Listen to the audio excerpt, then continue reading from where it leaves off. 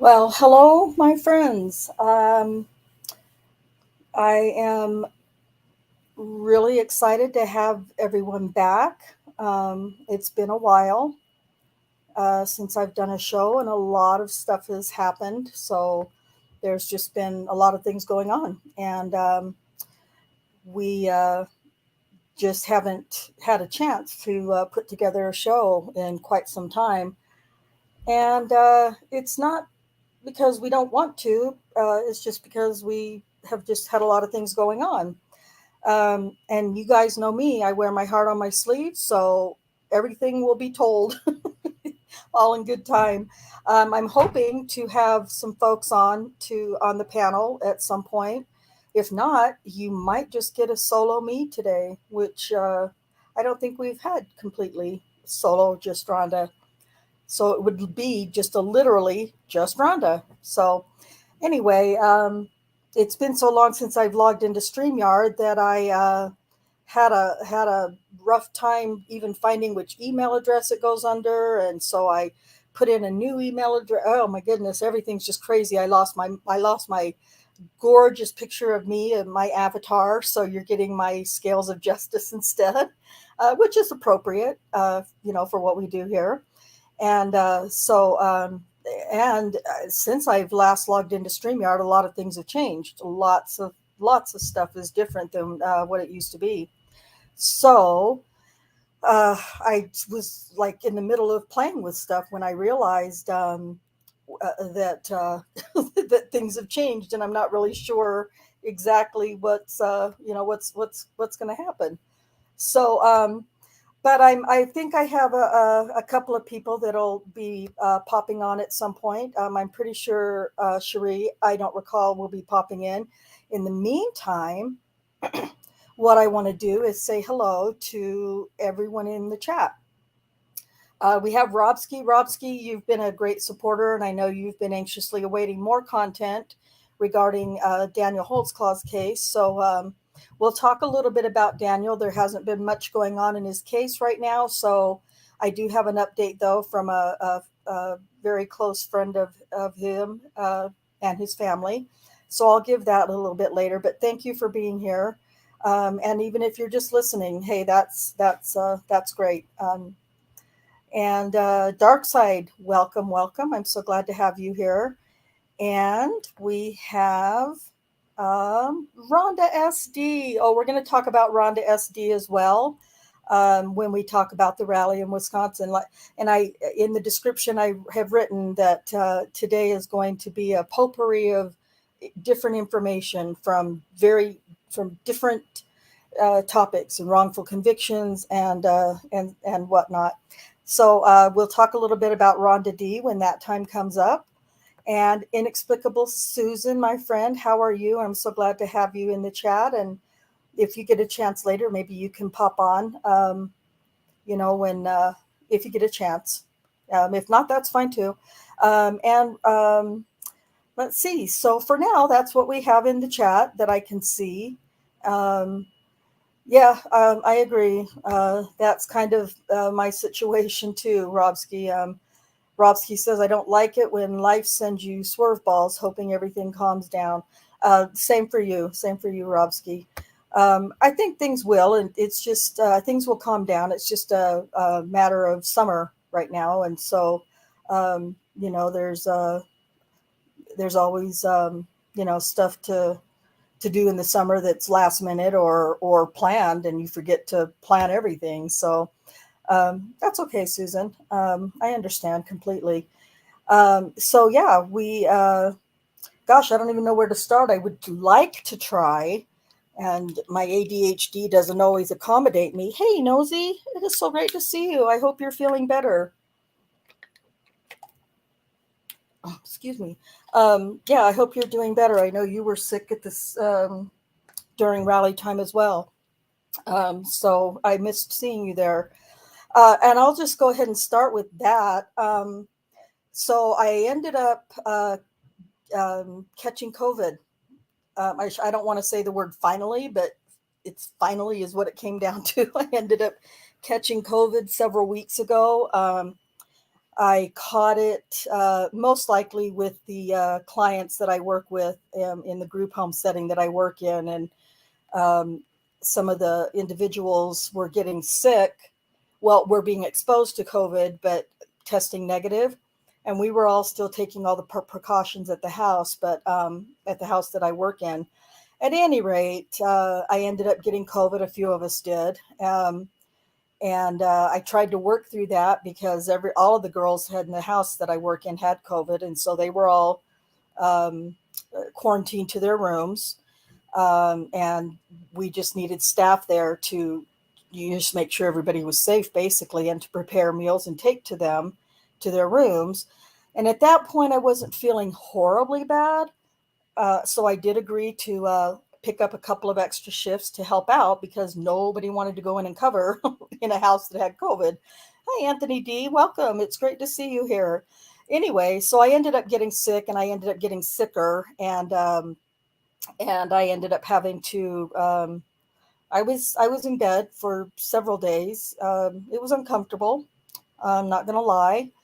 And I'm still kind of struggling with some of the after effects, mainly breathing issues. I already have asthma and diabetes, and I'm overweight, and so and I'm 60 now. I turned 60 in June, so I have several of the so-called underlying conditions. So it might have kicked my butt a little bit more than I had hoped. However, I feel very grateful that I didn't get any sicker than I did.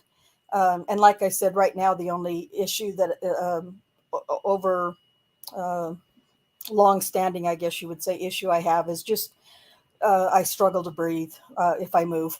so, so if some of you know me, I just don't move very much if I don't have to.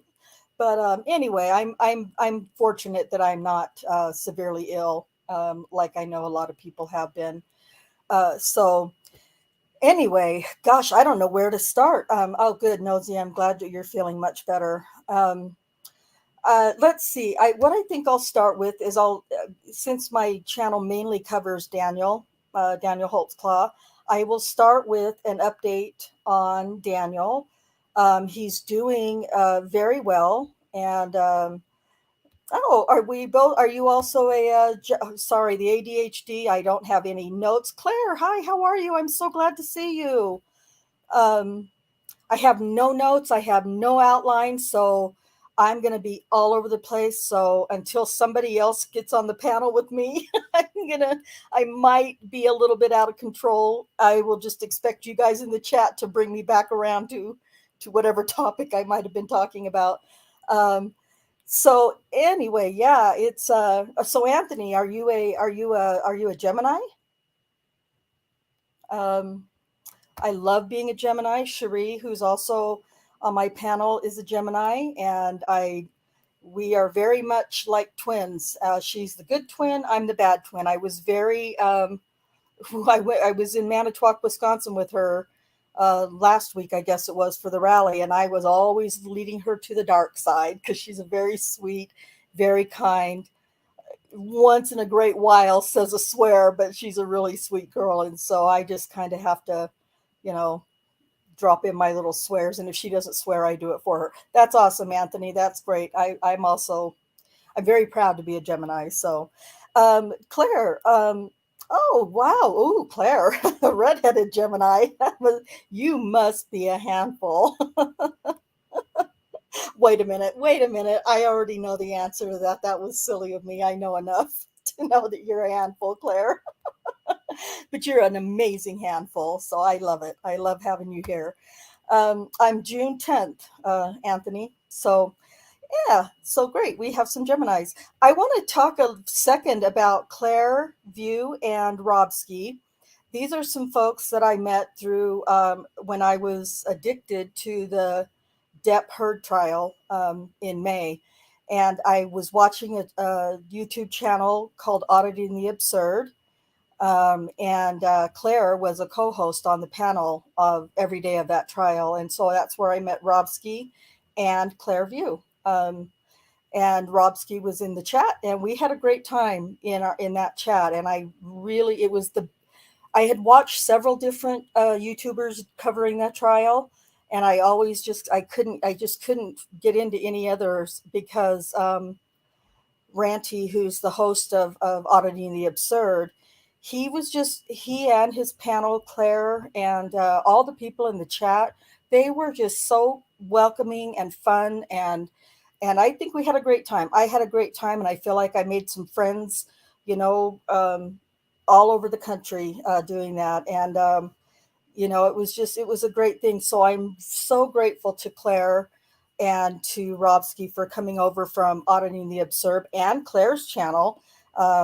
Claire also does some amazing YouTube work. And as soon as I get get a mod in here, I will have them get the link to Claire View's channel and drop for us, because you want to check out Claire's stuff. She's great as well.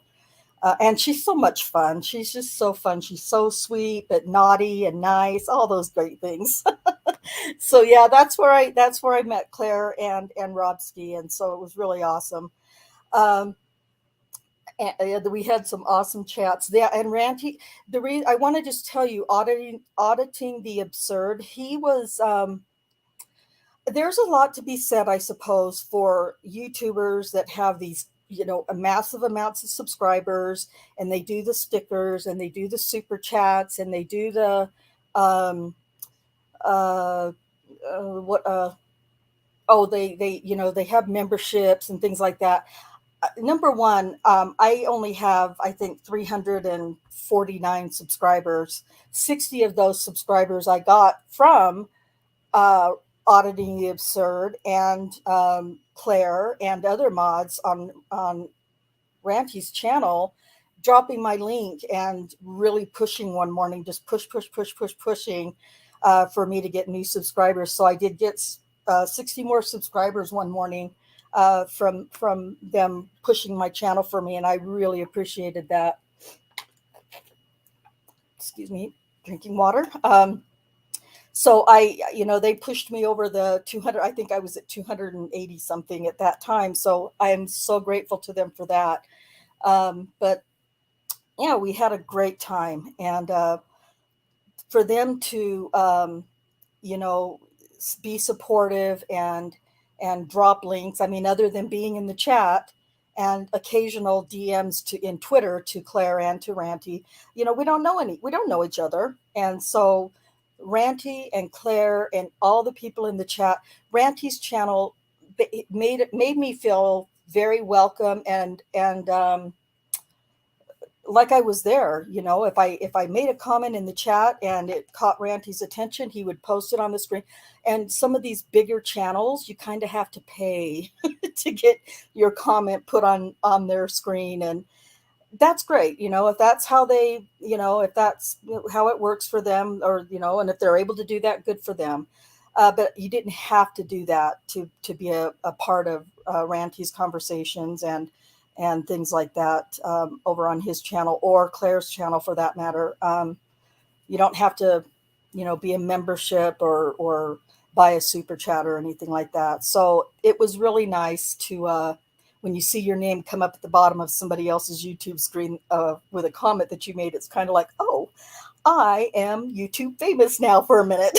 So it was really awesome. So I really appreciated them, and they were the best at that. None of the other channels I watched I didn't even bother making comments in most of them, because the chats were going so fast, and those same ones were usually the ones that, only the super chats got recognized or commented on, because, they paid good money to get that. And I don't know, at this point, I don't expect, I don't know. I can't. I suppose I could do that, but I can't see myself doing it. But I'm not going to say I never would.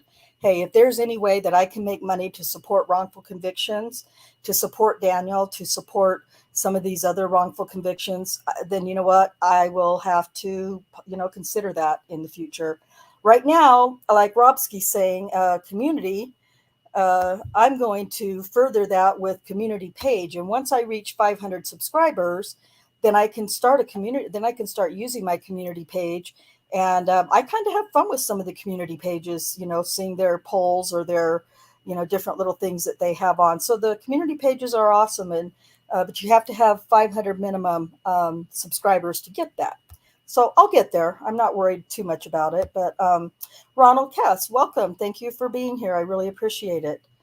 And So I get there. I'm not worried too much about it, but I don't know what's happening. Oh, Cherie, you were listening to me on YouTube, right? Okay. Cherie's with us. I don't recall. So thank you for popping in. I don't have to do all the talking by myself, even though I usually do. Um, Ronald, yes, I remember now that you're Missouri Ozark. That's insane. We're at just about 100 here where I live. It's actually cooling down a little bit. But probably in the next couple of hours, it will start raining and it will get very humid and the temperature will end up at, 102 or whatever. And I'm not enjoying this summer weather. So anyway, I'm just going to highlight a few. I'm going to do the best I can without super chats and stickers and that kind of thing. Like Claire says, we value all opinions and welcome all the discussions. And you and Ranty were awesome with that. I really really appreciated it. I loved making new friends. So thank you. Um, and let's see. Um, Oh, yes. All right, Cherie. Before I get yakking too much all over the place, would you like to say hello to our friends? Hi, everybody. Welcome to Just Rhonda's channel. Glad you're here. I'm glad you're here. We had a great time. Let me get back to Daniel, though, before I get there. I'm already getting off. Cherie, it's your job and the chat's job to keep me as much on track as possible because I have no outline whatsoever for today. Okay. Okay. Um, So, anyway, the message from Daniel was that he wanted, I was asked to say thank you to all of the Discord supporters because some of you are not, if you don't know, I have a Discord.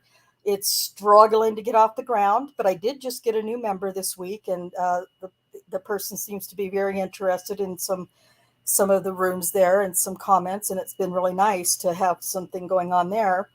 But we have a Discord, and so Daniel wanted to say thank you to all of the members in Discord and all of you who watch the YouTube videos that we try to do, and supporting him. And he wants to know that he wants us everyone to know that he really really appreciates it, and he's doing very well, and he's in really good spirits.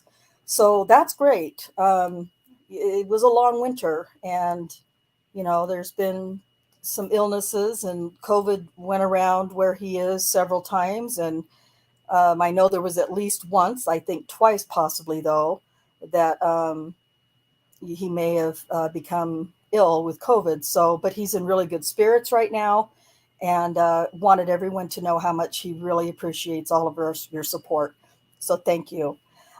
We I think that his civil suit trial is scheduled for sometime in October. I can never remember the date.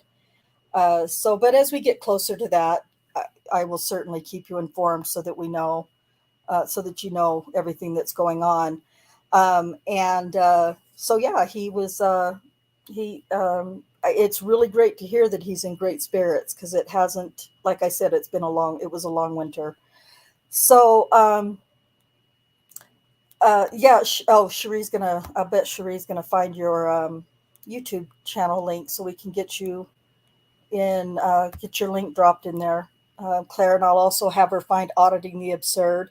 I don't know that Ranty's been doing much as far as YouTube's. I think he's doing some shorts or something, but I haven't really seen much from him. But he does have a lot of fun polls on his community page. So, but when you see the link for Clairview come up, please go over and subscribe to her channel, and to Auditing the Absurd, and because we can never have enough support, right? We need as much as we can get. Everything that we are talking about, in one way or another, Um, we a lot of the stuff that all of us are talking about is wrongful convictions. Some of us focus on one or two cases. Some of us focus on just the subject in general. But um, despite, some of the hatred that came along from some about the Depp Heard trial, it was a wrongful accusation, I guess we should say, case. And the reason that I say that is because he was accused of awful things, horrible things that he didn't do. And, fortunately, he was, um, I don't want to say found innocent, but I guess found innocent is the correct way to say it. He won his case over Amber Heard, but she was also countersuing him for some of the same things that she was accusing him of. And so, she won a pittance, but at any rate, that's neither here nor there. It was still a case where somebody was being accused of things they hadn't done, which was really awesome or awful. So, yeah, it's, and I'm going to follow cases like that, no matter if it's a celebrity case or a nobody knows you case or whatever. I'm going to try to follow up on that. So of course we're going to keep talking about Daniel as new news arrives. And, but as far as Oklahoma City goes, there's lots of corruption there, lots of corruption in Oklahoma City. And right now there is a case. It's a wrongful conviction case, and it's a death penalty case. And if you're not familiar with it, it's the man's name is Richard Glossip, and he has I don't remember the amount of time or how many years, but he's been on death row. Charee might know for sure, but he's been on death row for at least, I believe, 28 years, if not longer. And he's been on, yeah, Claire, as soon as we get, let me get through this Richard Glossip thing real quick, and then we'll talk about Stephen Avery and Brendan, and we'll talk about the rally that we were at in Wisconsin. It was amazing. So yeah, we'll definitely talk about it. But yeah, Richard Glossip has been on death row for over 28 years, and it's looking like he's now going to be going to the death chamber again for the fourth time. Oh, Claire, please. It doesn't take, nobody is to blame for sidetracking me. I am easily sidetracked. If I blink, I'm on another topic. So you're fine. It wasn't you. So he's been on death row for all this time. He's been to the death chamber for this will be his fourth time. There has now been he was convicted in 1997. Thank you, Charee. So he's been on death row since 1997. And 1997? Oh yeah, I guess so. Yeah, because he was a part of the Bob Macy and Joyce Gilchrist debacle in Oklahoma City. So, which we have several videos, in my little stockpile of videos that you can go back and watch if you're interested. But so he was convicted mainly because Joyce Gilchrist lied about the evidence, the forensic evidence, DNA evidence, which was, something that she did on the regular. That was her modus operandi. Honestly, she was always, that's what got her in trouble ultimately and got her fired. But it took way too many years, way too many wrongful convictions, and way too many innocent men on death row to be executed in Oklahoma. So I do pay a lot of attention to cases in Oklahoma City for sure. But I do. I'll sidetrack a bit. So we're gonna keep talking a lot, especially while Daniel's case is kind of in a bit of a lull right now. We're going to talk a lot in the coming weeks about Richard Glossip. He has now been scheduled for execution again for the fourth time for September 22nd, I believe it is, of this year. Not very long, right around the corner, and I'm kind of sick about it. So we'll talk about that case more in the coming weeks for sure. But yeah, Charee, let's. I know that there's a lot of people here that know us from Stephen and Brendan's cases. So shall we talk about them and the rally that we were at for a while? What do you think? Sure.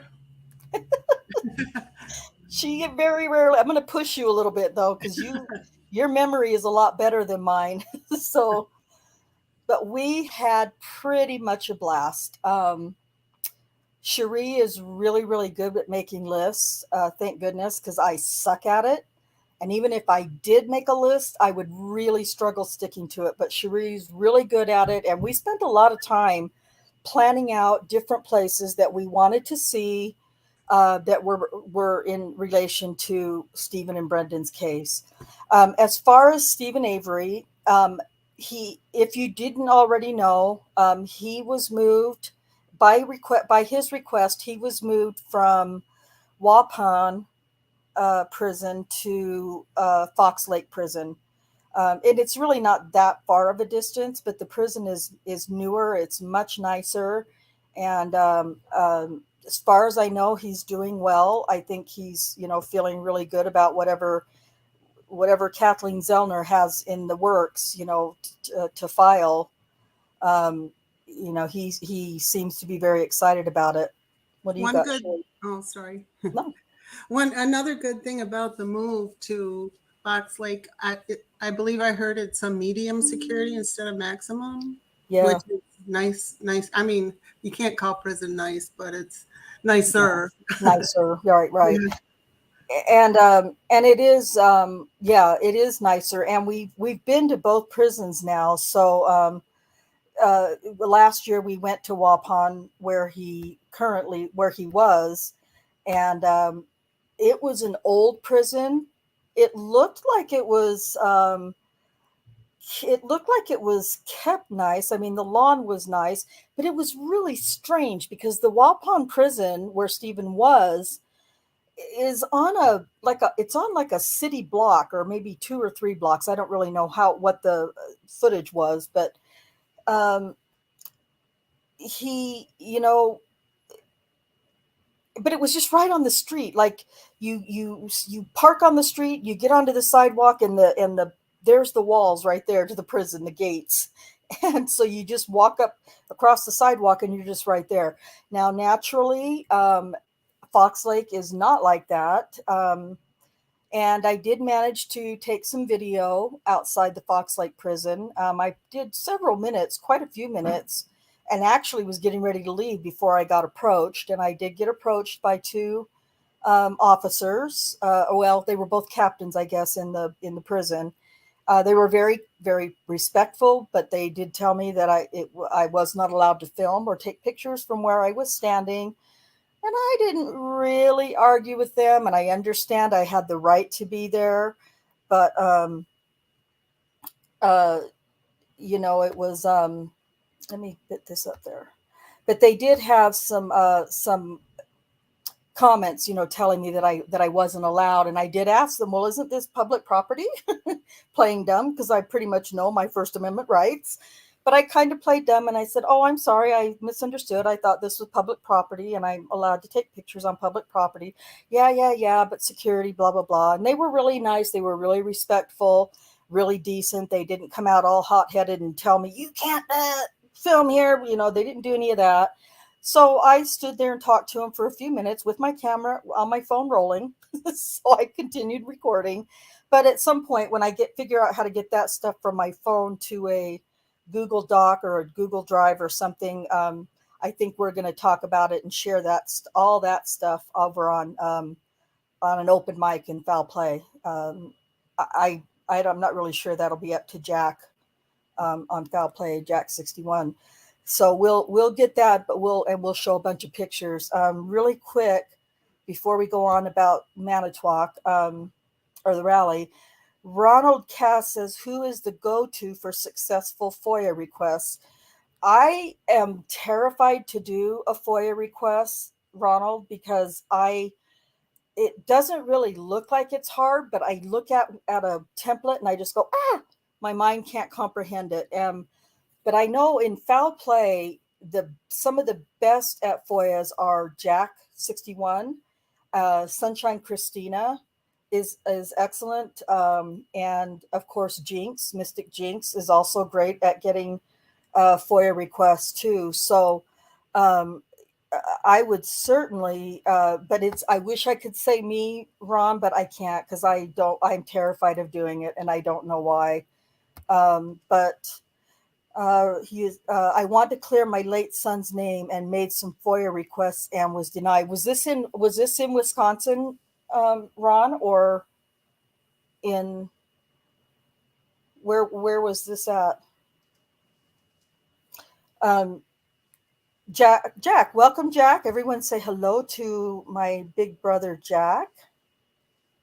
Hello. Hello, Jack. How are we doing? We're doing okay. We're just doing a potpourri today, just random shit that we're going to talk about. It's got some 410 involved. Okay, or 420. My bad. Wait, what? What did you just say? You said potpourri. I said 420. Potpourri. So. Well, not that potpourri, but. Okay. Oh, Jack, you're funny. Okay, so in Wisconsin, God, I'm so sorry, Ron. So Ron Cass is asking Jack about who's the go-to for FOIAs, and I suggested you and Fond du Lac County. Okay. We were there. We went by Fond du Lac County. I told him you, Sunshine Christina, Jinx. I am definitely not a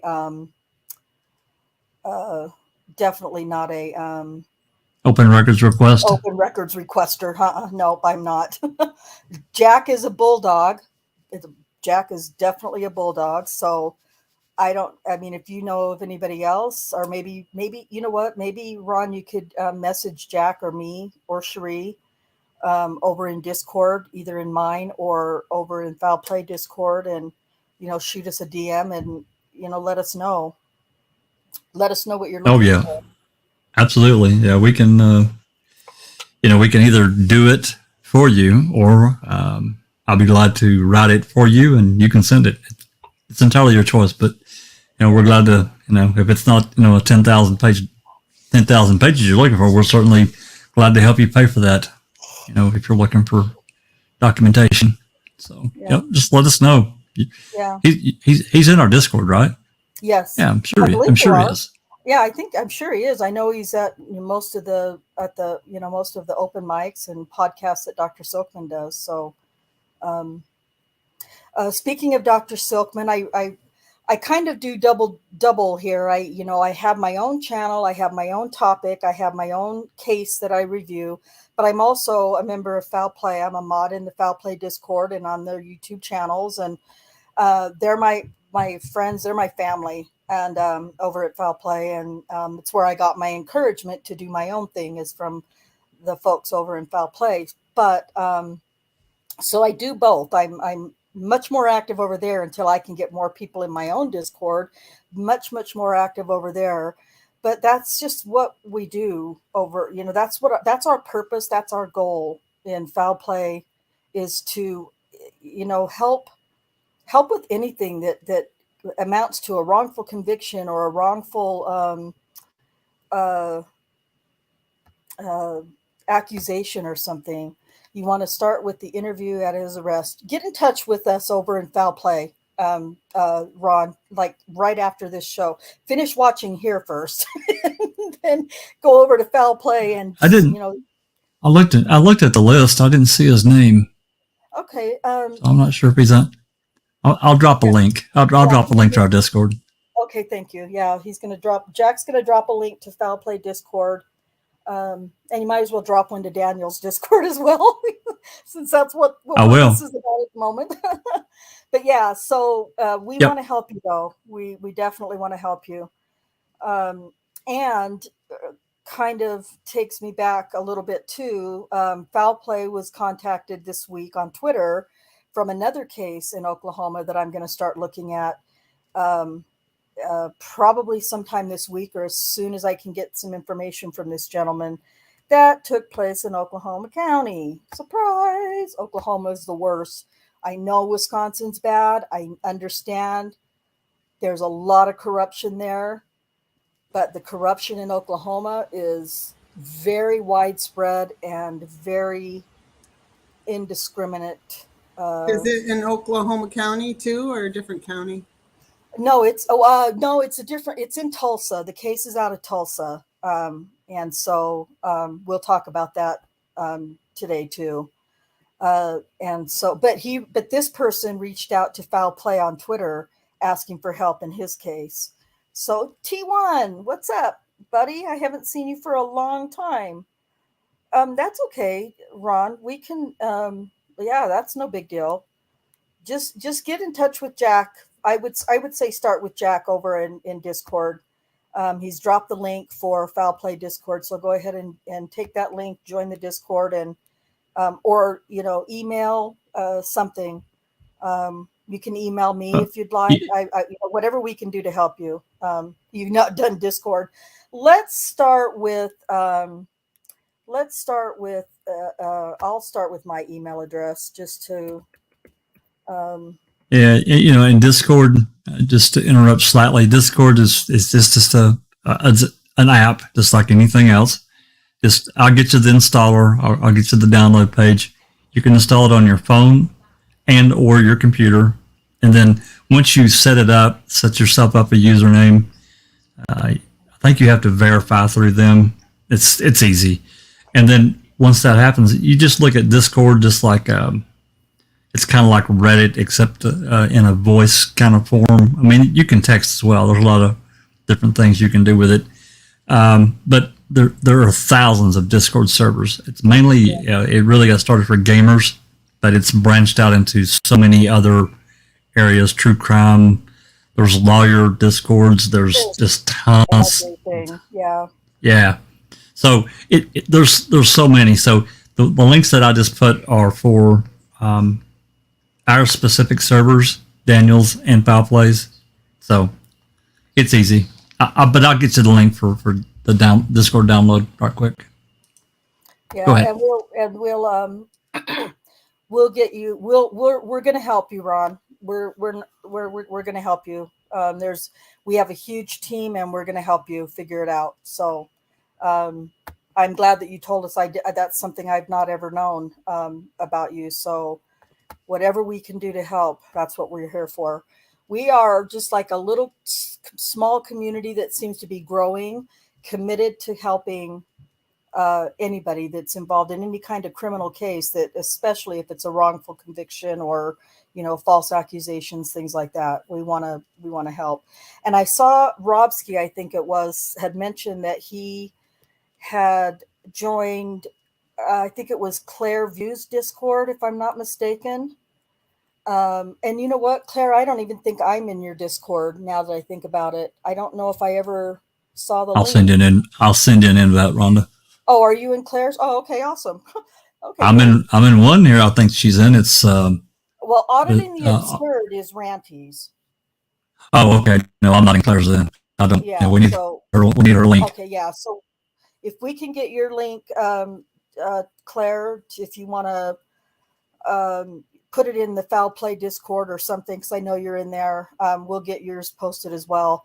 But Robsky, I think it was you that mentioned something about having joined somebody's Discord, but you hadn't figured it out yet. And my Discord is the best place to start to get to know Discord, because it's very, very small. And it's all pretty much all related to Daniel and some of the corrupt people in Oklahoma and different things. So if you're interested in just trying to play around in a Discord and figure out some of the ways that it works, mine is a great place to start because it's still very, very small. And so it's definitely a work in progress. So yeah, that's what I thought. I thought she had a private one. Yeah. You know what I've noticed about most Discord channels, though, Rhonda? They're all works in process. Yeah, well, They're always changing, and that's true. But foul play is huge. So compared to we've really grown. I mean, we've added a lot of channels over the last year, and I say channels, rooms, and you'll see that then. Or once you get into Discord, you'll see the various rooms. They're generally separated out by subject, and that's pretty much. So yeah, Rhonda's right. It's hers is probably easier because it's really all about Daniel and the various subjects within Daniel's case. Right. So yeah, but you can't break anything, so don't worry about it. Awesome. Claire, just Alice, I haven't seen you in so long. I didn't send you the link, but I'm going to send you the link right now because I haven't. Gosh, it's been so long since we've talked and all kinds of stuff. There's the link if you want to come in the panel, Alice. We love Alice. We have in fact, Alice is who I owe thanks to for. Alice is the one who turned me on to Auditing the Absurd, which is where we met Claire. So yeah, we all just had a really it was great. It's been great, and I miss all of them. And so it's great that we're all kind of sharing each other's information and joining each other's Discords and whatnot. So yeah, Jack, your mic does sound a little rough, bud. Whew. You said does it really? It was sounding really staticky. But well, I don't know what's going on. Well, you're not going anywhere, so. But anyway, as long as it doesn't continue to do it. Right. Yeah, it's not constant, but it'll be okay. Yeah. It'll be all right. Oh, okay. Awesome. Thank you, Claire.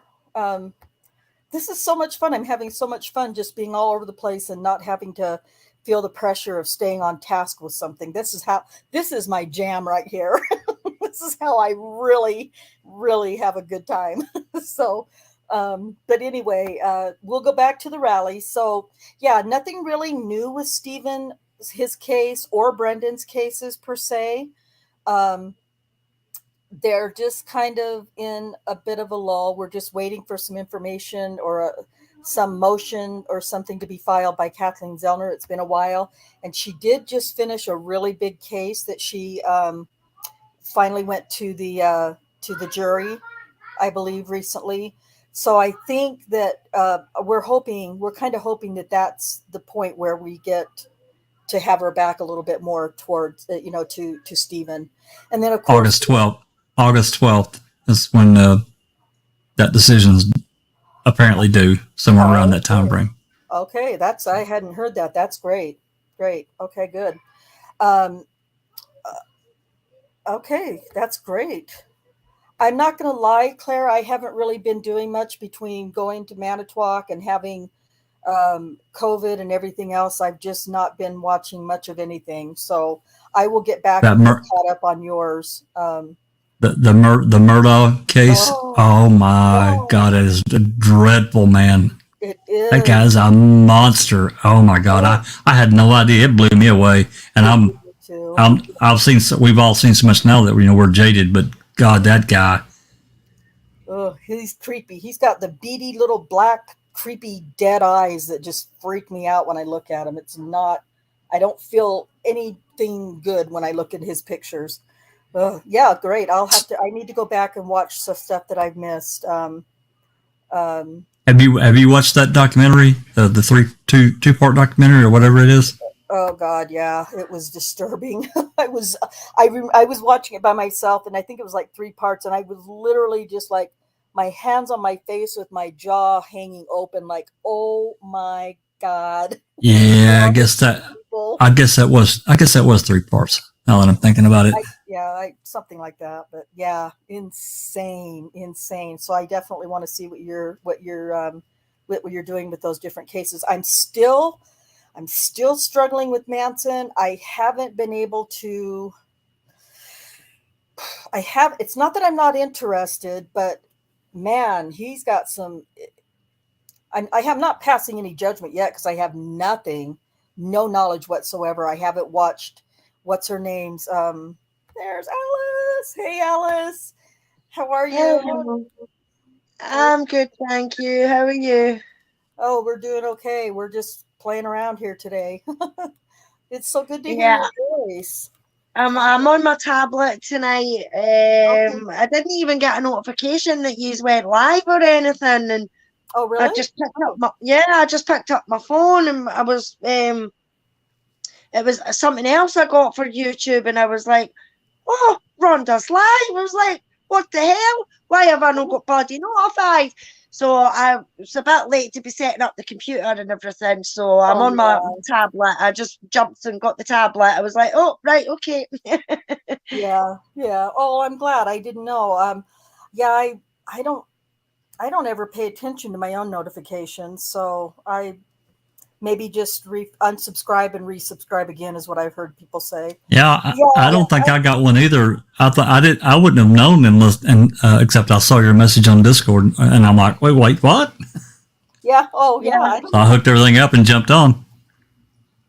Well, and I just planned it this morning. It wasn't like it's been planned for some days or anything. So, um, so I want to address this. Yeah, let me do this really quick first because it was pretty funny from Robsky. And when they got together, it was murder, heart to heart. Yes, I remember that show. I used to love that program. I did too. I loved it. So, whoops. Now I wanted to show also. So Darkside said, and you know what? This could be my problem too. So maybe we just need to focus just on what Claire is doing, and and not worry about what the other YouTubers are doing, because what Darkside is talking about here, I found a comment, and I'm not going to mention the YouTuber's name. She's very popular, but I follow this person on Twitter, and just randomly out of the blue, I don't know what sparked her to say it, but she just said something. Maybe somebody had talked to her about covering the Stephen Avery appeals and stuff. I don't know, but out of the blue on Twitter. Oh, you're talking about Colonel. Yeah, I wasn't going to say the name, but you can go ahead and say it if you want. It's fine with me. I really don't care. But she just made a comment, and I don't remember exactly now what it was, but it was something like, It's about the cat. She does it. yeah, well, Yeah, I know what it was about, but she didn't want anything to do with the Stephen Avery case after she heard that he threw a cat in a fire. Killed the cat. Killed the cat, yeah. And I was like, wait a minute, what? And it really did kind of set me off. And so, several of us kind of, chatted about it with her and kind of sent some comments. And I just was thinking, gosh, that's really, if we're Really shallow of her to do that, because really shallow. She knows nothing about the case. right.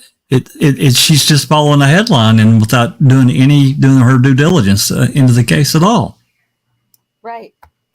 And then Darkside found, and I'm not sure where she found it, because Darkside isn't on Twitter, which I would love to.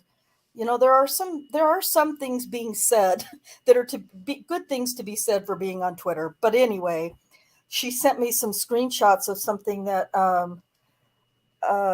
let's see, what did she say?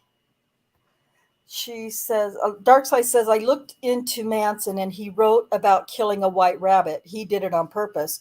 And so, yeah. And so we were just like, wait, what? What's going on? You can't say that about Stephen Avery, knowing nothing about the case, but then be accepting of it from somebody else, guilty or innocent of the charges that the person's being accused of, it's the same subject matter, and it can't be okay for one but not for another. Yeah. Absolutely. Number Exactly. two, the situation with Stephen Avery and the cat, completely misrepresented by Ken Kratz at trial and everywhere else for that matter.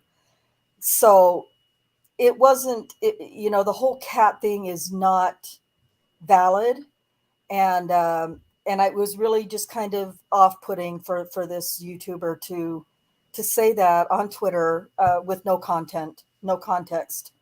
So it's okay. And she clearly didn't research it because I think it was Miss Piggy that posted that newspaper article that had what actually happened to clear it up. He just took the blame. Right. He was there and he participated in a lot of the shenanigans going on, but he's not the one that actually threw the cat on the fire. Right.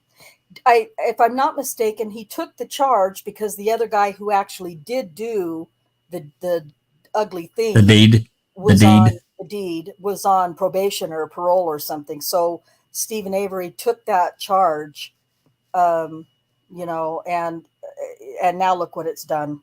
So, but there is a newspaper clip, and I know it's in Foul Play Discord somewhere. There's a newspaper clip where it says that it wasn't Stephen Avery that actually did that.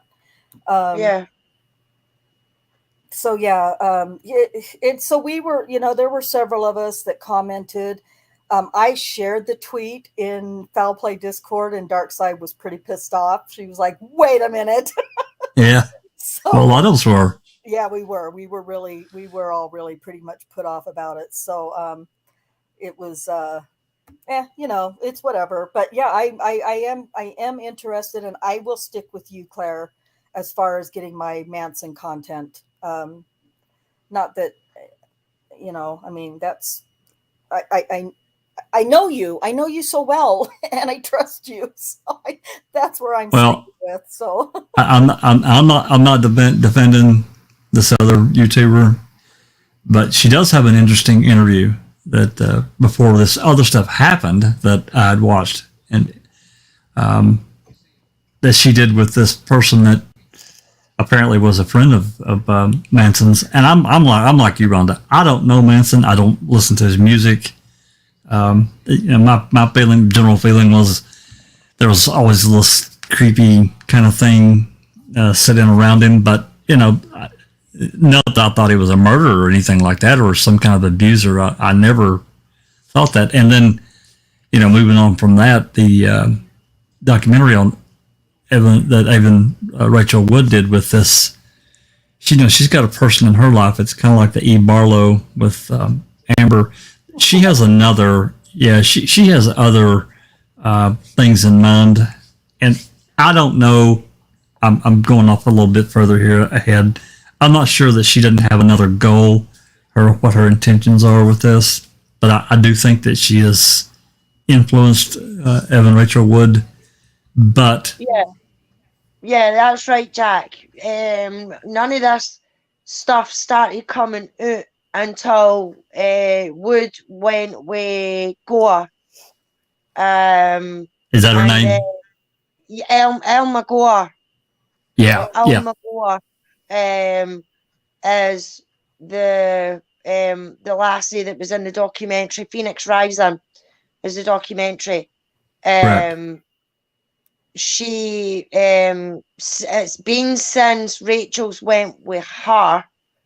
And I think if I remember right, please don't thing with me for word verbatim for this, it's just bits that I've picked up, is that Wood was going through her journal sort of entries and things like that when she was younger, and the stuff that she'd done and with Manson and things like that. And in my opinion, that Gore lassie has been in her ear saying, "Oh well, do you know that that's abuse and everything like that? You were just such and such an age," because I think she went with Manson when she was 18, I think. That's right. That's right. She met him when she was 18, but they didn't start a relationship with each other until she was like 19 or 20, something like that. But she was still pretty young because he would have been in his 30s. But I mean, age doesn't, in my opinion, age doesn't matter as long as they treat the person right. You know what I mean? Right. But I think it's been this, since she's been with this Gore lassie, she's been in her ear because she's a feminist, an activist, and everything like that. Well, that's what it seemed like to me too, Alice. I think you nailed it right there. Yeah, exactly.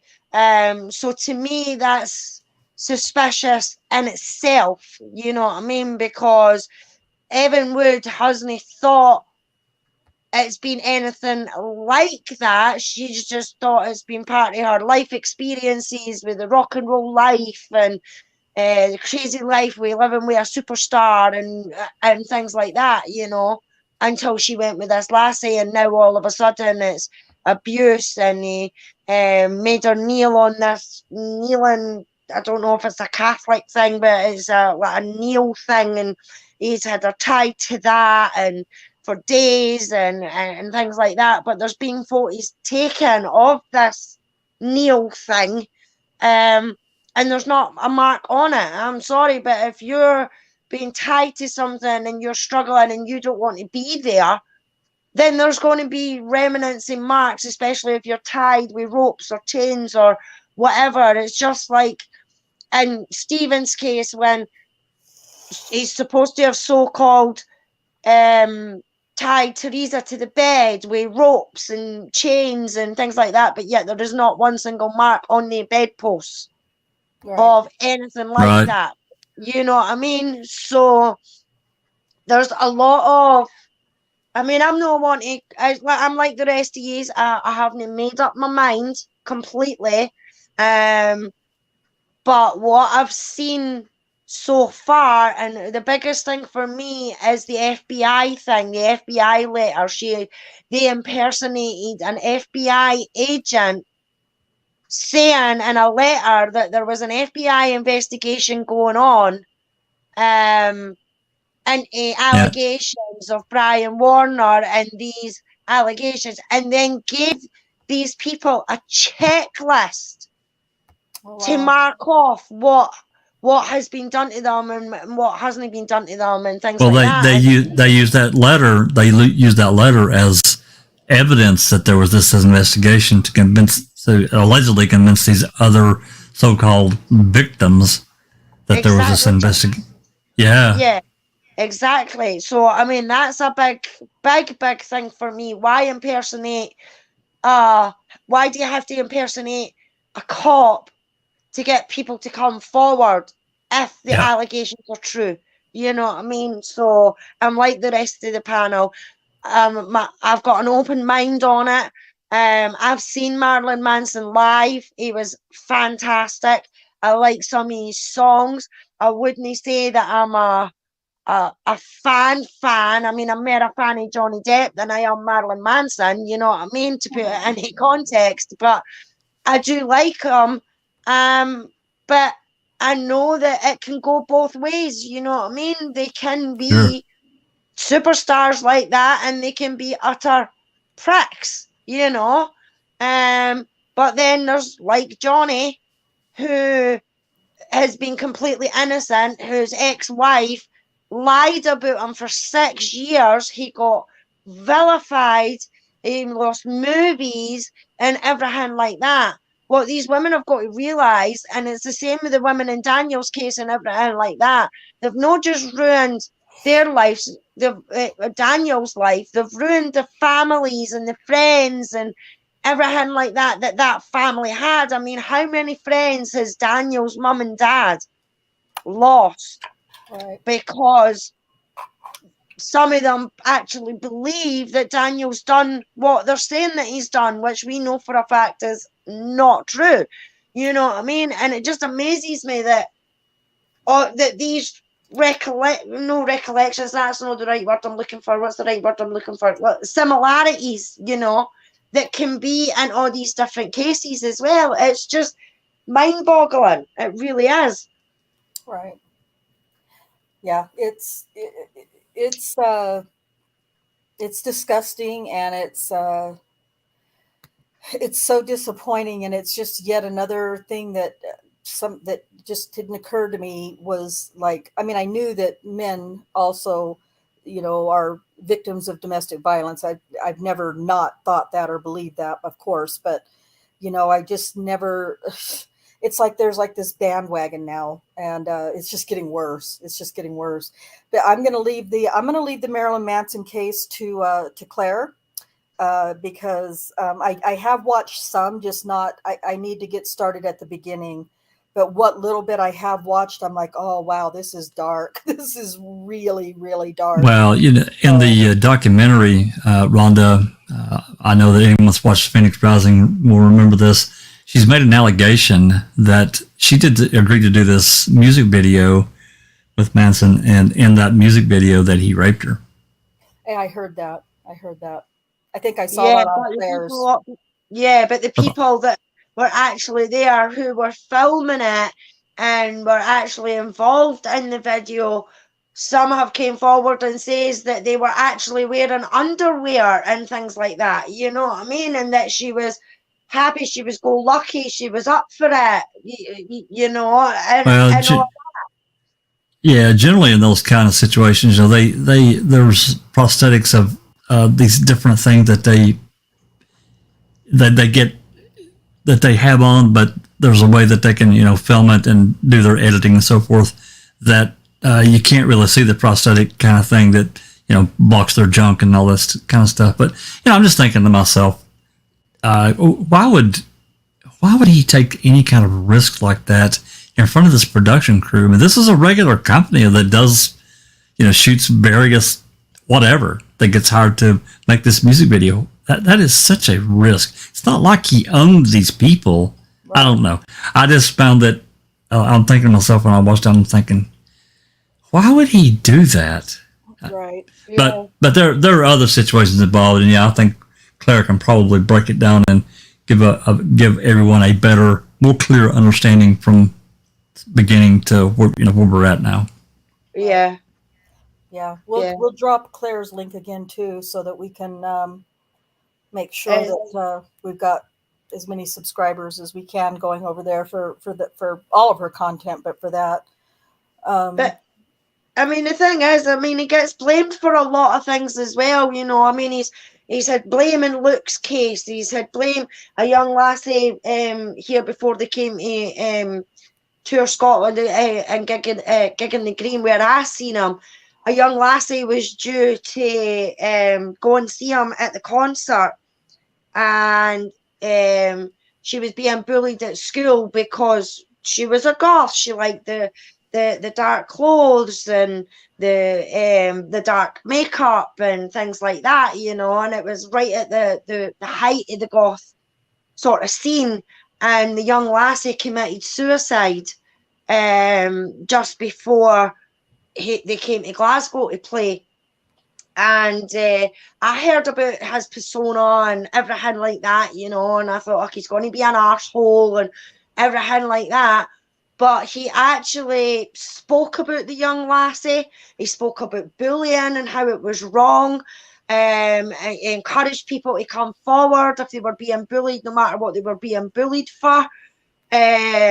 And everything like that. And he dedicated one of his songs to the young lassie as well. And I'm sure, if I remember right as well, they put a picture up of the young lassie as well. So that completely changed my opinion of him. I thought, well, he can't be that much of an asshole if he's thinking about a young lassie that's happened to, you know what I mean? And then done that, and I kind of followed him for there because it was my wee brother that was into him, and he gets the blame because of the persona that he's made. He gets the blame for things that aren't his fault, you know what I mean? And then he'd be going through this, and I'm just wondering when Johnny's name is going to come up in his trial, because he seems to come up in everybody else's trials, you know what I mean? Well, I think that came up in. sorry, go ahead. No, go ahead, Rhonda. I was just going to repeat what you had actually put it on the screen, but Claire had said that she says, in my honest opinion, gore is the real problem and influencing and causing a lot of the nefarious activity involved in this case. If there was an issue, she has made it made it doubtful, in my honest opinion. Yeah, I think that lines it up really well about what Gore's done, because she seems to have other goals in mind. It's not just, and she's using this as a springboard because it's a major story. It's huge, so it's going to promote, the shit she wants to get done. So. Right. Hey, real quick before we move on to the next topic, if you haven't already, please make sure that you subscribe and like the video and share it for me. Help me. Hit that bell. Hit it a couple of times and make sure so much work, because I didn't get a notification either. If I did, I sure missed it. But I guess the trick to that is, if you're not getting notifications, you're supposed to unsubscribe, and then resubscribe and hit the bell again. Yeah. So it typically takes care of it. We'll move on to the next topic, but I just wanted to throw that out there again, just in case. And then my twinner in the UK, Rhonda SD, says, "Oh my gosh, that's awful, Alice." And yeah, that is. It's horrific. It was at the time. But the young lassie was getting bullied really badly at school. So I can just imagine what the poor thing was going through, and it was in the time of the internet and that as well. I mean, when we got bullied, if any of us were bullied or that at school, it stayed in the school, or if you seen them in the street, but now and then it was the height of the internet and everything like that, so it would have been text messages, and what I mean, so it could go further. And I just thought it was really nice of him to actually mention the young lassie and everything like that, and that completely changed my opinion of him. Yeah. I'm going to catch up. I will catch up on what Claire has already done, and get my brain wrapping around that, because I do want to follow the case. Do you guys? Who knows? You guys all probably know when the channel is supposed to. The trial is supposed to begin, right? Which trial? I'm sorry. The Manson trial. Is it? It's not until I don't think it. I don't think it's set in stone yet. Mm-mm. Okay. I think there's been a date set for, I think it's August or October 2023, something like that. I'm sure Claire can correct me. But I'm sure it's something like between August and October, I think, 2023. Yeah, they've got discovery and depositions to get through first, which will take months. We're still early then. Well, and we've got a lot of cases that, because I definitely need to follow the Vallow Daybell trial. I'm interested in that one too. I don't know enough about it. I know bits and pieces more, but what you've told me, then probably I'll learn anywhere else, Rhonda. Well, it is so, gosh. The dreadful case. This is great. I'm so I just have to say, over on Ranty's channel, on Auditing the Absurd, every day that we would watch the trial, when he would stream the trial, he would make the like button a different flavor. So it was about licking the like button. And, oh my God. With a different flavor. So I have to just say, Robski said Robski's named it butterscotch flavor, which is fabulous. So that's cool. And I want to welcome Dr. Unsensible to the chat. And he says, "Robski, do I need to bring my bacon flavored like button modification out?" Yes. Dr. Unsensible, were you the, oh my gosh, I was in love with you. If it's you were always bringing the bacon every morning. Oh gosh, it was so fun. We had so much fun during the trial. Huh? It's the same one. Yeah, but he had a different name though. I don't remember what it was, but it wasn't Unsensible. It was Dr. Oh, I'm so bad. I can't remember the name, but yes, thank you for coming. I really appreciate you being here. That's awesome. Um, so, uh, Robsky says, Dr. Unsensible, add the bacon to the butterscotch. Yummy, yum, yum. I have made, oh, yes, Nimrod. Yes, yes, yes. Thank you. Um, I made some peanut brittle with bacon in it at Christmas time one time. And oh my God, it was so good. It was so yummy. I couldn't get enough of it. Bacon is, it's evil when you're trying not to eat as much of it as you really want. But thank you. I appreciate you coming in, Dr. Nimrod, Nimrod to the channel. That's really awesome. So anyway, this is great. Just tossing stuff out and talking about it. So the rally, we had a great time. Um, Bacon makes everything better, not just life, but everything. So yeah, I agree, Robsky. Um, and butterscotch, bacon and butterscotch. Yeah, I'm here for it. So great. There's only one thing that bacon can't make better, and I won't say her name. Oh God. Oh yeah. We don't like to say. Listen, I'm not trying to get on the hit list. Okay. I don't care. I don't have enough. Nobody cares about my little channel, but yeah, I'm guessing you're talking about Amber Heard. I am. Yeah. I would never subject bacon to that. Yeah. Ever. Yeah. I love bacon. I love bacon. Too much. Yeah, true.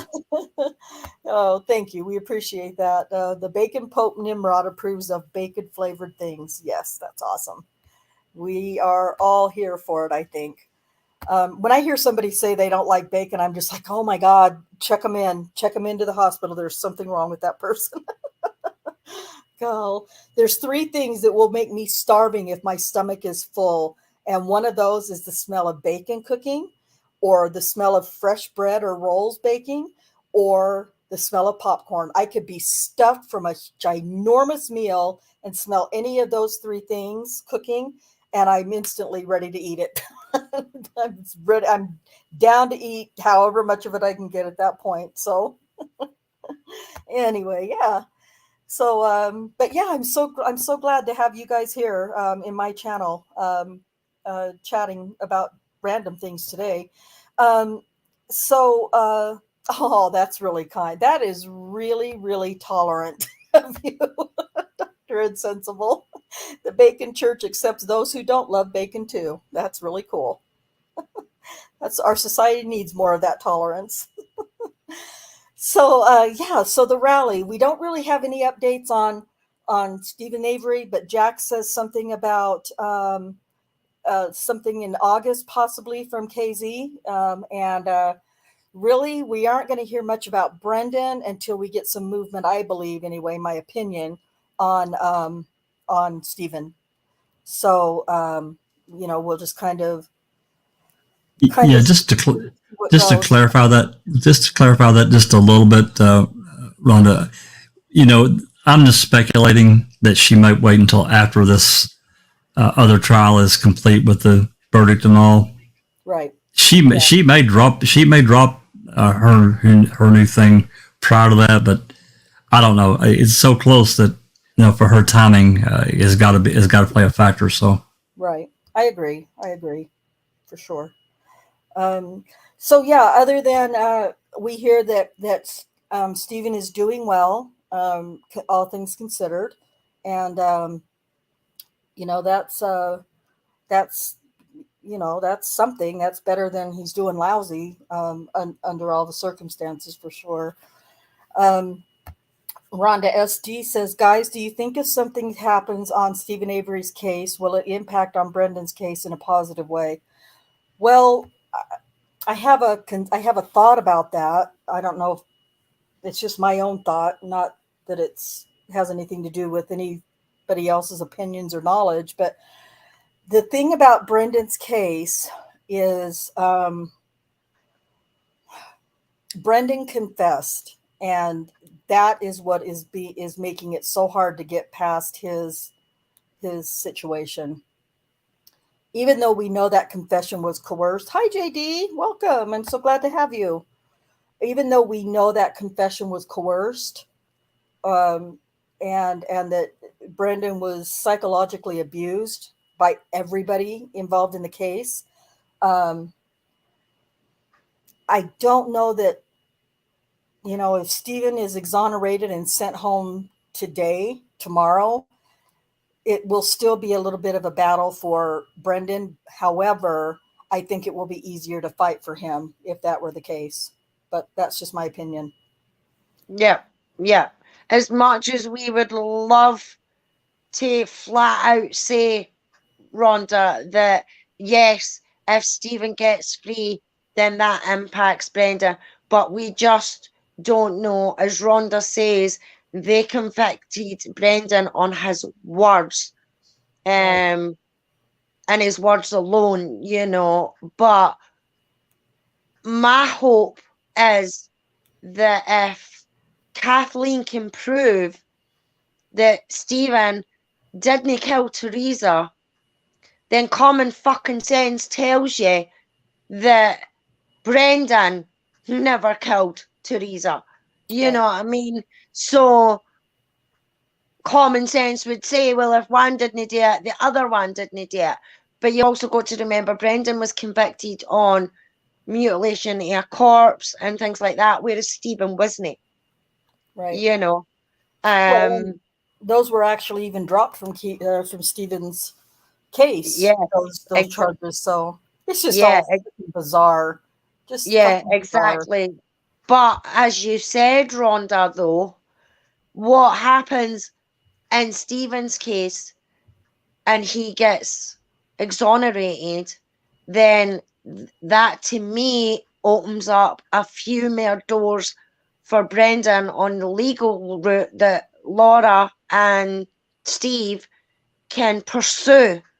Right. Well, you've convicted him of this incident, but you've exonerated this man of this incident, and his confession was coerced. So how and go sort of along the lines, and then hopefully get Brendan out.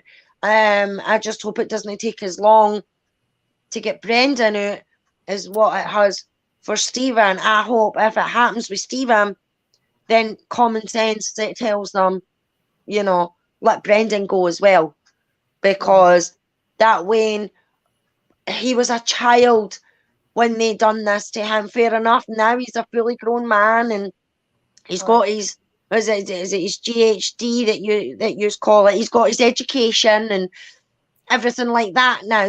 So he's not the daft I'm not how to even say the daft, but the daft child that went in, that they coerced and went in. You know what I mean? So that's our hope. That's all we can hope for, is that it does work. Right. And just to continue doing what we're doing, supporting and, bringing awareness, is just kind of where we're stuck at right now. And I'm not saying that isn't anything. Of course it is. But it's frustrating, and it's wrong on every level. And some that we haven't even thought of yet. And so, we hope so too. We hope so too, Rhonda. So let me, JD, that's what we're told, that he has exhausted all avenues. But I think that's where I was saying, I think once we can get Stephen exonerated and get him out of prison, then there's at least a leg up that we can hopefully use to help Brendan. Because we know that the governor there isn't going to do anything for Brendan. He's too chicken shit. His career is more important to him than doing the right thing. So, but yeah, but I mean, some have said that Stephen's exhausted all of his stuff too. And I don't believe, obviously that's not true. Kathleen Zellner's still working. So, yeah, and there's nothing been filed in the federal level for Stephen. So Yeah. These avenues are not closed.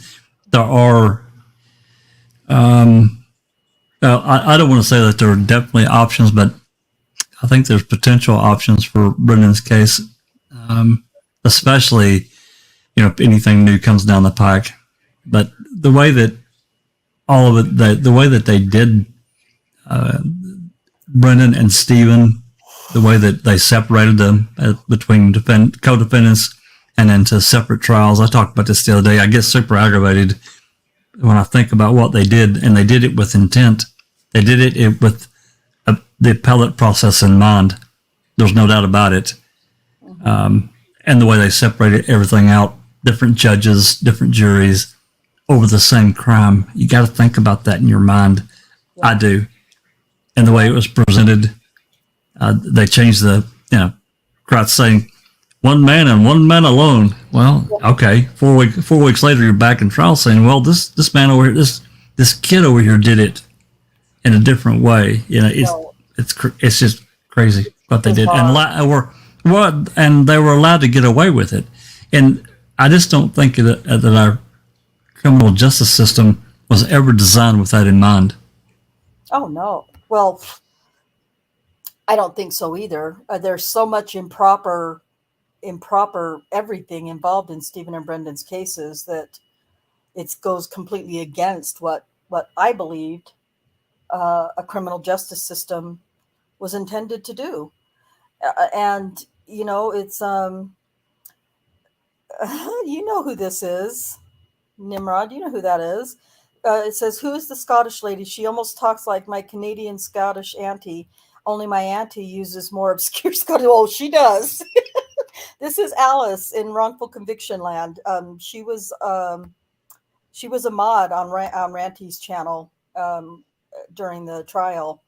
But that's who that is, Alice in Wrongful Conviction Land. Hi, Nimrod. Nice to speak to you. Oh, that's brilliant. No, I can get worse. I'm being nice. Alice has taught me a lot of fun Scottish words that I was tossing them out in the chat all the time over at Auditing the Absurd. Yeah, like Fanny. And Fanny. I was having a good time with it. That's who she is, though. That's our Alice. So, yeah. So, I mean, there's still a lot that to be worked with, I believe, in the cases for Stephen and Brendan.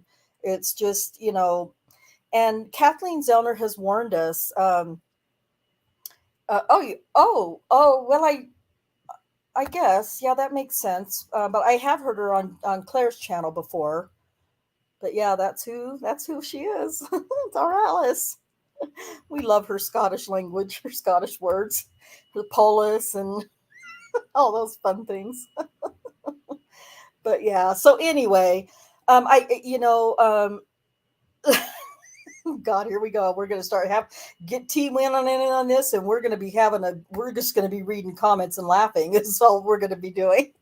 Yes, I love that. Nice one. Good one.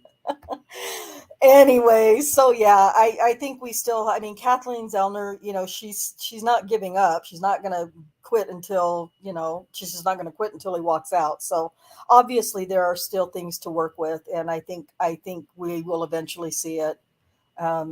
And I know that I'm not going anywhere. I know none of us here on this panel are going anywhere until they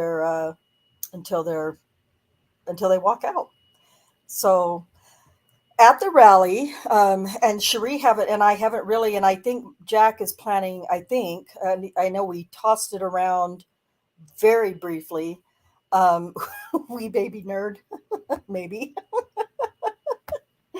But I think that Jack has tossed around or given me the idea that he was thinking about doing a open mic for Charee and I to talk, and whoever else was there, I suppose, to talk about the rallies and what we did in Manitowoc. But like I said, Charee had everything all planned out for us. And after I finally convinced her husband and her to use this amazing navigation screen in this car that they rented. We did really, really well getting around. But and I will get my pictures. Jack, I'm going to need your help to help me figure it out. I have pictures and some videos. I just don't know how to get them from my phone into a Google Drive or something so that I can share it all with you. Oh, that's easy. That's easy. All you got to do is, there's a Google Drive app that you can download to your phone. Okay. Just sign into it and upload. Okay. You can do it just like you do it on your desktop. Okay. I'll work on that this week. So I work tomorrow and then I have the week off, and I'm going to do a show on Wednesday, getting back to the accusers in Daniel's case. But other than that, I will work on getting those. So we should plan on maybe plan on Thursday or Friday to do this extra event, an open mic where we can, and I'll just basically open it up and I can show stuff as you guys are talking about it. Okay. Yeah, that sounds good. Yeah, because we have a lot of adventures. I mean, I think Charee and I, and possibly Rose, see, there's going to be a lot of inside jokes that are just going to be hysterical to Charee and I, that everybody else is going to be going, okay, let's get serious, because we had some really great adventures trying to find some hotspots isn't the right word. Charee, what words would you use to describe some of the places that we went to? Hotspots isn't the right word, but places where like maybe big or major events took place. Points of interest. Points of interest. Maybe that's it. And Inexplicable Susan, who has been in the chat, I'm not sure if she's still here or not, but she and Charee and I don't recall, and I got into Google Earth one day, just a couple of days, I think, before we left to go to Wisconsin. And we started mapping out. They would give me addresses of places that they wanted to, that we would try to locate and find and see while we were there and get pictures. But there was this one place where, so for those of you familiar with Stephen's case, there was in his room, the first day they went into his trailer, law enforcement went into his trailer, there's an address written down that is about, it just says an address and it says where it is and everything else. And so, but apparently, supposedly law enforcement tried to say, I don't know, Charee, you tell this part, because that's 3302 Xander Road. Oh yeah, well, I know it well. I know it very well. Oh, okay, yeah, Susan's still here too. So Charee, why don't you share our adventures in finding 3302 Xander Road? It wasn't as easy as it looked. Let's put it that way. Yeah, not at all. We go to it and it's cornfield. And so, we went back again the next day and stopped exactly where they said to stop. And it was cornfield. When we were looking at it on the map, it looked like there was this old abandoned house with trees all around it. But that was on the other side of the road, come to find out. And it was just weird. Yeah, and in this house was supposed to have been blood was found, and the law enforcement wanted to try to say something about Stephen took her there to kill and mutilate or whatever. I mean, nothing to our knowledge ever happened there, but it was just one of those points of interest that we wanted to go and see. And Susan was really interested in it, Inexplicable Susan. And we were too. And we thought, oh, this will be easy because it was just right off of one of the main highways that we would be traveling on. It was gone. It was absolutely gone. Yeah. Well, there's an interesting little follow-up to 3302 Xander Road. I think it was the 10th or the 11th. There was I don't know what to call it, but there was a call that went out, and we've got it in the playlist. I think one of the key calls that yours and I isolated about this area on Xander Road. They blocked that road. Now, we're talking about the 10th or the 11th of November. So this is days later. It's over a week later from when they, or almost a week later from when they originally began. So, but I can't remember which officers were involved, but they basically the dispatcher. I think it was I don't know if it was Siglub or I don't know, whoever the shift commander was made this call, and he's like, you need to get there, and he's like, well, he'd run code. Well, no, don't do that, but basically get there. I mean, they needed to block this area off. So it's interesting. I don't know. We don't really know what the hell went on. Yeah, But they don't run. Oh, They don't sorry. report. They don't really. No, you're fine. They don't really report anything. There's no report. So anyway, go ahead. right. I thought I remembered hearing something about a trailer and being there, or maybe he was going to get a trailer, and I thought something burned down, but I might be getting it mixed up with Scott. I guess Scott had something that burned down. I don't know. Yeah. Yeah, so we looked, and it was like I told Charee, I feel like I'm in an episode of the X-Files, because we were twice in the exact spot of where this rundown house should have been, an overgrown house should have been, next to what looked like a decent size working farm, and it was just all we just literally stood there in the middle of the road, my hands on my hips, going, where the fuck is this place at? Because it was nothing but cornfield. It was crazy. But we're not going to share all the details. But then there was another thing that somebody had called in at one point while they were still searching for Teresa, and said that he had been doing that he does geocaching, and he gave coordinates and everything for this geocache where he had gone out to get the prize or whatever it was, and when he got there to get it, there was a tree root that was just covered in a lot of blood, he said. And the dispatcher said something about, well, was it a deer or something? He said, no, it was not a deer. There were no entrails or anything, but he believed that he had seen the missing poster of Teresa, and he just thought it was really weird, and that all this blood was on this tree root, and it was just so much blood. So let's see. Let me interrupt me here. You set up here. I'm not here. This is just all a figment of my imagination. The shrinks say I can be cured, but it was just funny to me. But you say the word bacon and I laugh, so it's hard. Who knows? It was just funny to me. But anyway, so we did that. Susan and Charee and I spent like 4 or 5 hours working a Google map that day, and we pinpointed it based on the coordinates that this caller had given for the geocache. And so Charee and I went on this adventure, and we'll talk about the details of it. But we went on the adventure, and whether it was the place or not, I'm pretty sure I discovered exactly where that tree root would have been with the blood all over it. And again, it turned out to be nothing. There was no report done on it. We don't believe that there was any law enforcement sent to investigate it. But, so that was one of the things that we did. We really wanted to see the water tower that says Manitowoc. So we've got lots of pictures of that. We went to Oshkosh prison, and we went to Fox Lake prison. And I've got some brief video that I will try to figure out how to get uploaded and share with you. But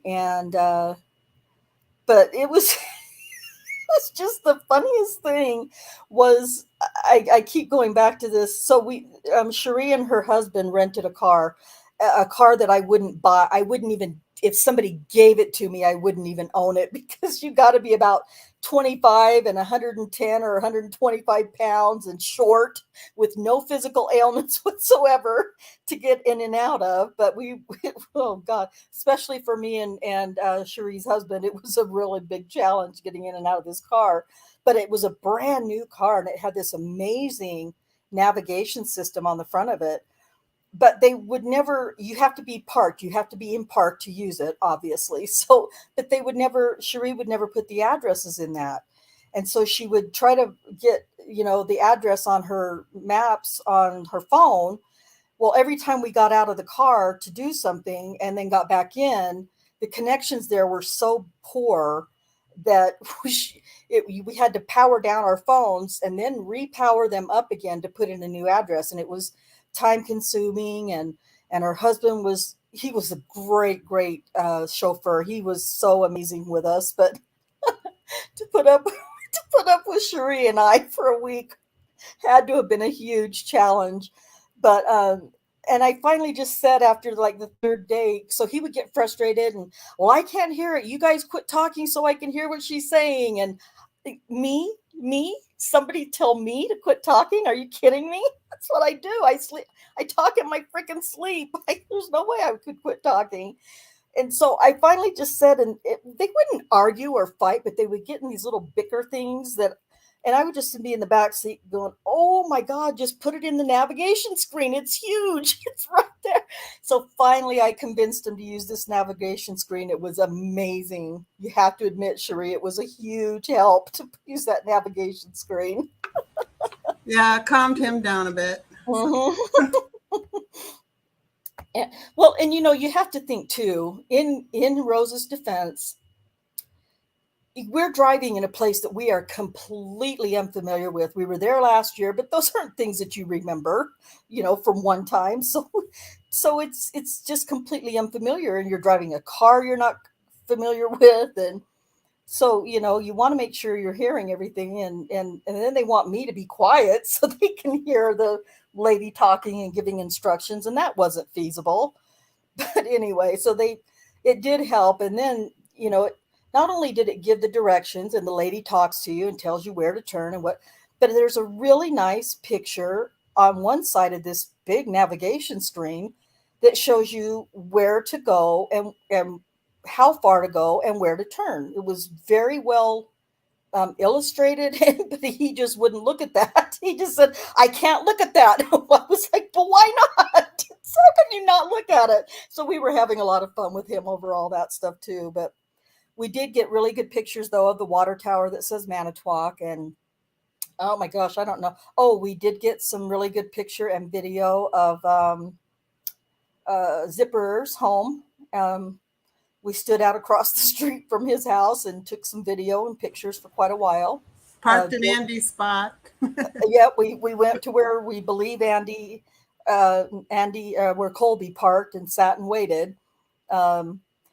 And it was different than what I expected, considering, I don't know, I guess just when you hear about it in the trial or during the trial or investigation, it just seemed like it was going to be different than what it really was. But we did that, and we just went to a lot of places. We went on a hike, and keep in mind, I have a bad knee. My doctor thinks it might be, I don't even know if I'm going to say this right, torn meniscus or arthritis in my knees. And so, plus I was not able to breathe well because of the COVID. I was still struggling to breathe. I'm really, really chubby. So that doesn't help either. So we were trying to find, just out of curiosity, the exact spot on the beach where we believed Penny Berntsen was assaulted back in the 1985 case. And we're very certain that we got very, very close, and we probably walked one direction to get to it, probably at least 1.5 miles, if not 2 miles, because it was hard to get to. And I finally just said, I can't go any further. We knew exactly where we wanted to go. I just couldn't walk anymore, knowing that I had to turn around and walk the same exact amount of miles back to get to the car. But we did that. And, we did get we got a couple of pictures. I think Charee probably got more than I did. I was just trying to breathe, not take pictures. And so, I don't know, what else did we do, Charee? We went to the rallies, of course. And that was amazing. They had 2 rallies in Manitowoc. They had a rally on Friday during business hours. And then on Saturday, they had another big bigger rally that we weren't able to go to because we had to come home. But on Friday, we met some really, really amazing people. And I'm trying to find, so my new dear friend, Rhonda SD, was there, and she had flown in from the UK. If that's not a supporter or supportive or, trying to do everything then I don't know what is. It was just so amazing to be able to meet Rhonda, and she's just a lovely person. And of course, she has the beautiful British accent that some of us are just fascinated with. And it was really lovely to meet her. And I don't have any pictures of that because I was not ever taking pictures. I was holding banners and stuff. But I know that Becca has lots of pictures on her channel and probably in her Discord.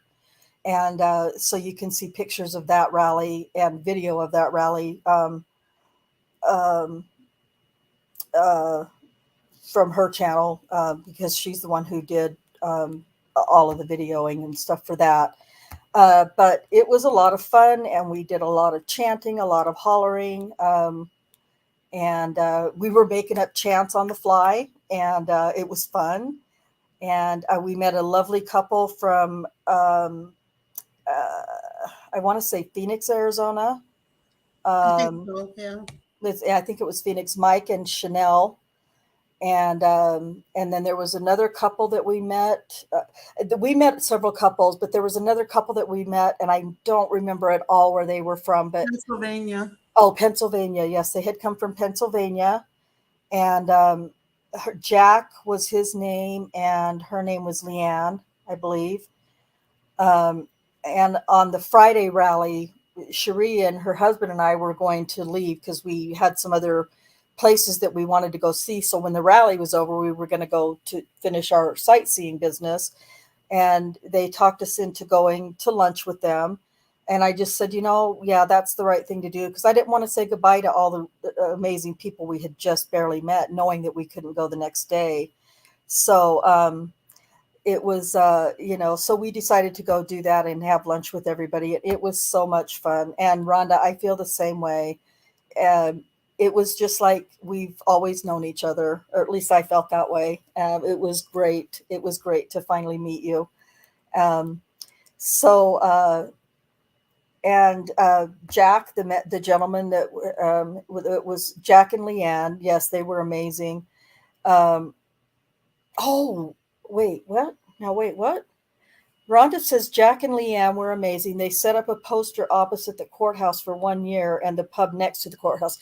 That's right. So the pub next to the courthouse in Manitowoc, they're going to have free Brendan Dassey or something to that effect on their Inside TV for a year. But I don't know about the one across the street for a year. Yeah, that's right, Rhonda. He went to what businesses he could that was round about, and asked them, said that they were outside rallying for it, and everything like that, and got talking to the owners and that. And one of the shops right across from the actual courthouse where you were all protesting, they've says that I don't know, I think they're going to put something in the window of their shop, and then you've got the courthouse pub. They're going to put it on the TV, like you said, for a year. And the owner believes it's either the owner's son is a friend of Brendan, the owner is a friend of Brendan or Stephen, or the son was a friend of Brendan, so they believe in Brendan's innocence. So they agreed to put Brendan's face on the TV for a year, as long as the protests went and ate lunch there. So I think it was Jack that paid for the lunch for the group that went over to the pub. So because they went over and ate lunch there, they're going to do that for Brendan. So I thought that was brilliant that he went across to the owners and that. Well, of course. You know. Well, of course, Jack did it. You know how we are. That's all the Jacks I know are like that. I'm kidding. That was really nice. That was nice of him. It really was. Yeah, it's the owner's friend went to school with Brendan, so he believes in his innocence, which I think is fantastic. It's just a shame that it's no happened before, you know. But then you don't know what they're going to be like actually in the community, you know. You could have went in and asked and they could have went feck off, you know what I mean? Yeah. Exactly.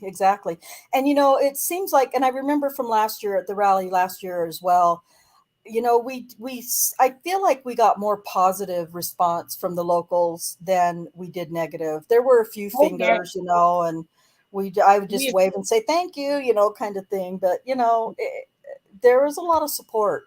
So there's a lot more honks this year, Rhonda. I noticed that there was I know you had a sign saying honk for justice, you know, but there was a lot more honks this year than there has been in the last few years.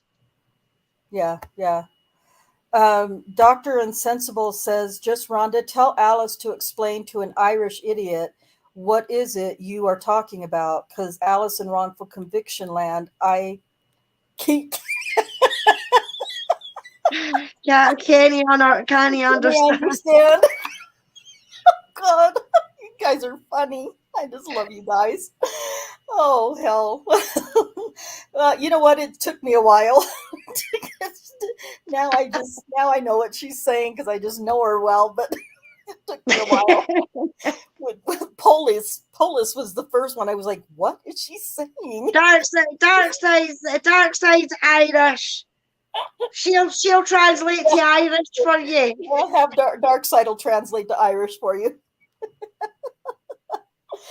Oh gosh. But yeah, so we had some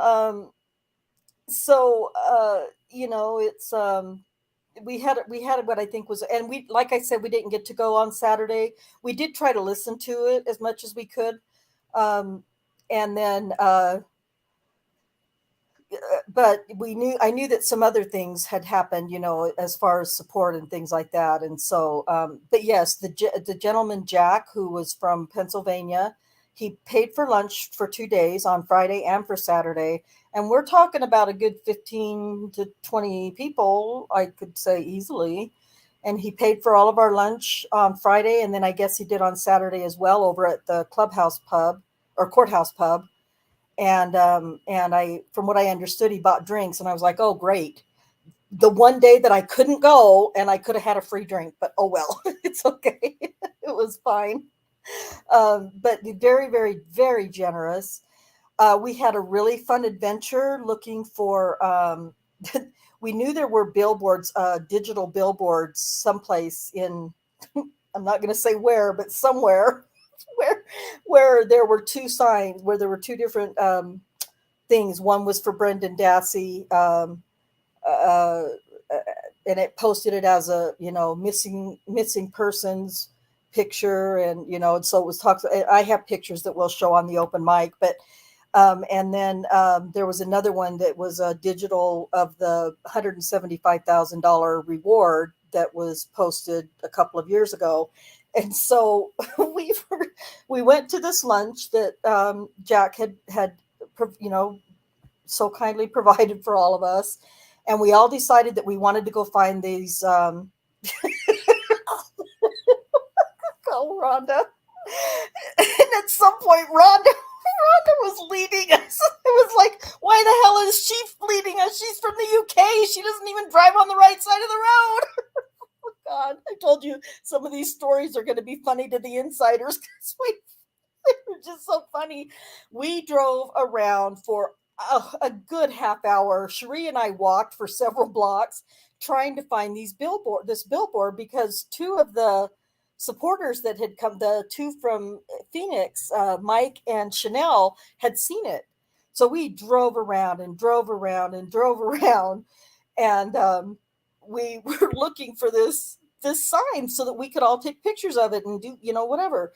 And so finally, after about a half hour, the whole caravan stops, the caravan of cars. And it was just before that I had seen Rhonda from the UK in the front of the pack pull into some parking lot or driveway or something. I don't know what it was. And that's when I just like, why is she in front? She doesn't live here. She lives across the pond. She has no idea why did you guys put her in the front? I mean, I felt bad for her because she was so unfamiliar. And so anyway, after about a half an hour, we all stop. Everybody stops. Well, I know that Charee and I had stopped almost in the middle of the street, and our poor husband was just beside himself, like, oh my gosh, we got to go. We're in the middle of this. Well, then not Mike, Jack was in a Suburban up in front of us, and he walks back and comes to the window and says to Charee's husband, it's in Manitowoc. And we were in Two Rivers. So we were like, oh my God. Oh, God. But the funny thing about it was, listen, in our defense, the address was 25th and Washington. And and the people that had already seen it a couple of days earlier, the day before, said, and if you go and there's a Walgreens, and if you're standing in the parking lot of the Walgreens, you can see it from there.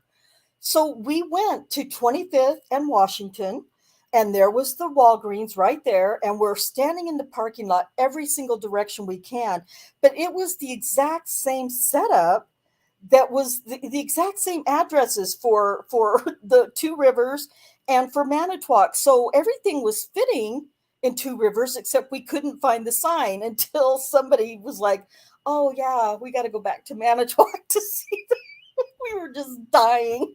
So, it was funny. It was just a great laugh. We all had a great laugh at that. And so, oh, I'm so sorry. I'm so sorry, Dr. Insensible. We're talking about a wrongful conviction case that a lot of us here follow from Manitowoc, Wisconsin, Stephen Avery and Brendan Dassey.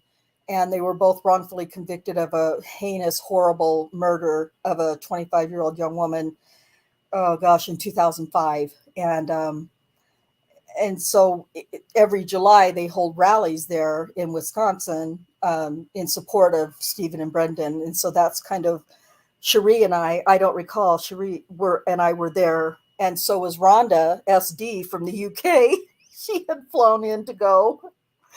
And so, yeah, I'm guessing Rhonda must have had a satellite navigation in her car as well, because the poor lady was the one stuck in front at that point. But they were two identical addresses in our defense with the same freaking Walgreens in the same place that it was in Two Rivers. So we were, our confusion was valid. It was absolutely valid. Anyway, so that was another fun adventure that we had. And oh gosh, we just did a lot of fun stuff. But like I said, we'll show pictures and some short video clips and stuff that we did over on an open mic and foul play later next week. But I don't know I don't know if Claire's still here or not either, but I know she had asked for an update about Stephen. And yes, we did find it, Rhonda. We did find it. I don't know who realized we were in the wrong city, but we did end up finding it, and we did get lots of good pictures of it and some video. The owner of the Coldwell Bankers, whose parking lot this billboard is in, was all pissed off at us because we were taking videos and pictures of it. And so I was like, oh, here's another, reason for me to express my First Amendment right. He came out and took picture and video of us like he was going to get us in trouble or something. I don't know. But anyway, so yeah, we just a lot of those little fun adventures that we had together as a group, and then Charee and her husband and I individually. So, and we'll go back again next year, I'm sure. And, oh, yes. Oh, my goodness. Yes, Mr. Dr. Sensible says, wow, that's shitty. Have they never tried to reevaluate the case? Getting lost in the best fun, though.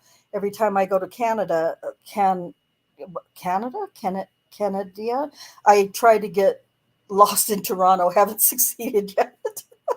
See, you're funny. You pretend like you're not funny, but you're funny. Yeah, they have. They're both in appeals. They've done appeals, post convictions. We've been reviewing the case as a team, foul play as a group since 2015 or 16. And Jack here on the panel, everybody, all three of them are really, really good with information and details about this case. But like Darkside said, if you get a chance, check out Making a Murderer on Netflix, and it'll blow your mind.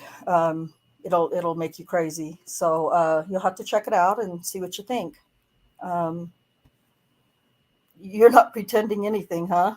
Well, you might not be pretending anything, but it's giving me a little chuckle, and I think that's pretty good. If you can get me to chuckle, that's a good day. So, but yeah, it was a shitty thing. It is still a shitty thing, and the most tragic part of it is that the boy Brendan, he was only 16 years old at the time this happened, and he was coerced by their local law enforcement into a confession. So it's a horrible, horrible case. So, and if you get a chance, there's a Discord. It's Foul Play Discord, and it's a ton of information in there. So some of the greatest researchers that don't get paid to do any of this, get some really good information for us. So, I don't think you're being stupid, but hey, whatever works. If somebody can bring humor to people every day, I think that is something very special. At least it is for me. So I appreciate it, no matter how it comes. Okay, so let's see. That's part of that potpourri of the day. You talked a little bit about Daniel. I've given you an update on how he's doing, and his spirits are high, and he's feeling really good, and that's good, because there's been some, like I said in the beginning, some dark days for him. But him being in good spirits is huge. And then we did talk a little bit about Richard Glossip. That's the case. If you weren't here earlier, that's the case I'm going to probably talk about a little bit each week whenever I do a regular live about Daniel's accusers. I want to keep everybody updated, and I don't have the links right now, but there is, let me see if I can figure out how to share this. Whoops. I'm not great at screen sharing. Oh my goodness. Hold on. How did I get out of that? Okay, here we go. And like I said, there's some new stuff going on in, I don't want to see your tips.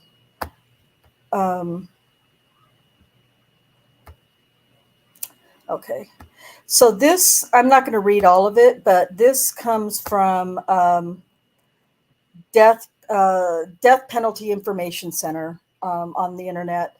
And this was done on June 17th, 2022. Oklahoma legislature releases independent review of Richard Glossip case. So what happened was this law firm, and it's in this article, I'll have to go back and link this article at another time, but let's see. Now I got confused again. It's very easy for me. Anyway, I'll link this article from this after the show today. But this independent law firm took on an investigation of this case. Oh, the pro bono attorneys at the law firm Reed Smith, and they investigated. There was over 30 or 40 of these attorneys that were pro bono researching Richard Glossip's case. And Richard Glossip was accused of murdering the owner of a hotel in Oklahoma City by the name of Barry Van Treese. and that was in 1997. And Richard Glossip was supposedly the man who hired Justin Sneed to kill Barry Van Treese. Justin Sneed confessed to being the killer of Barry Van Treese, but said that he was hired by Richard Glossip to do it. Richard Glossip was convicted and put on death row in 2 separate trials, and he is on death row while Justin Sneed, who actually physically killed this man, is just in prison for life. So yes, he needs to be in prison, but he told lies about Richard Glossip that just weren't true. Now this law firm that did this pro bono investigation, they just finished their report in June, I think it was 16th or 17th this year, and they've turned over their findings, which shows that there is information that was not turned over to the defense in the first trial and the second trial. Just all the dirty corruption that you can imagine that we hear about from other trials. And this detailed report, there are facts in there that would prove Richard Glossip's innocence, but the state of Oklahoma is desperately trying to get this get him executed before this becomes known or gets another chance at an appeal or another trial. And his execution is set for September 22nd. So there's a Facebook page, there's Twitter, there's all kinds of things out there. I'll try to find all the links and get them in the description later so that you can follow the case. The thing that I would recommend that you do, though, if you have Amazon Prime, is there's a 4-part series called Killing Richard Glossip. And it is pretty, well, you can learn just by watching that show that that Richard Glossip is innocent.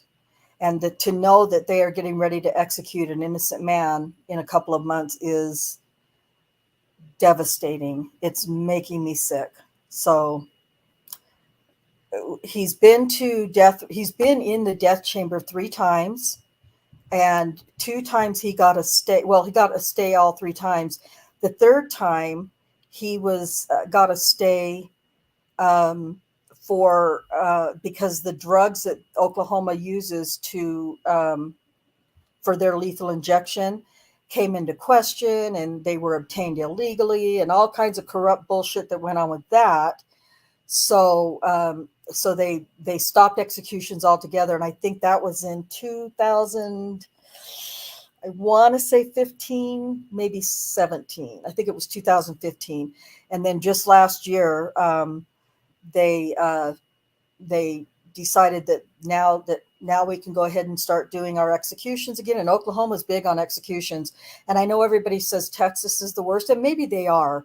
I'm not really following a lot of cases out of Texas, but there are so many horrible, unjust, wrongful convictions in the state of Oklahoma that it's just shocking to me.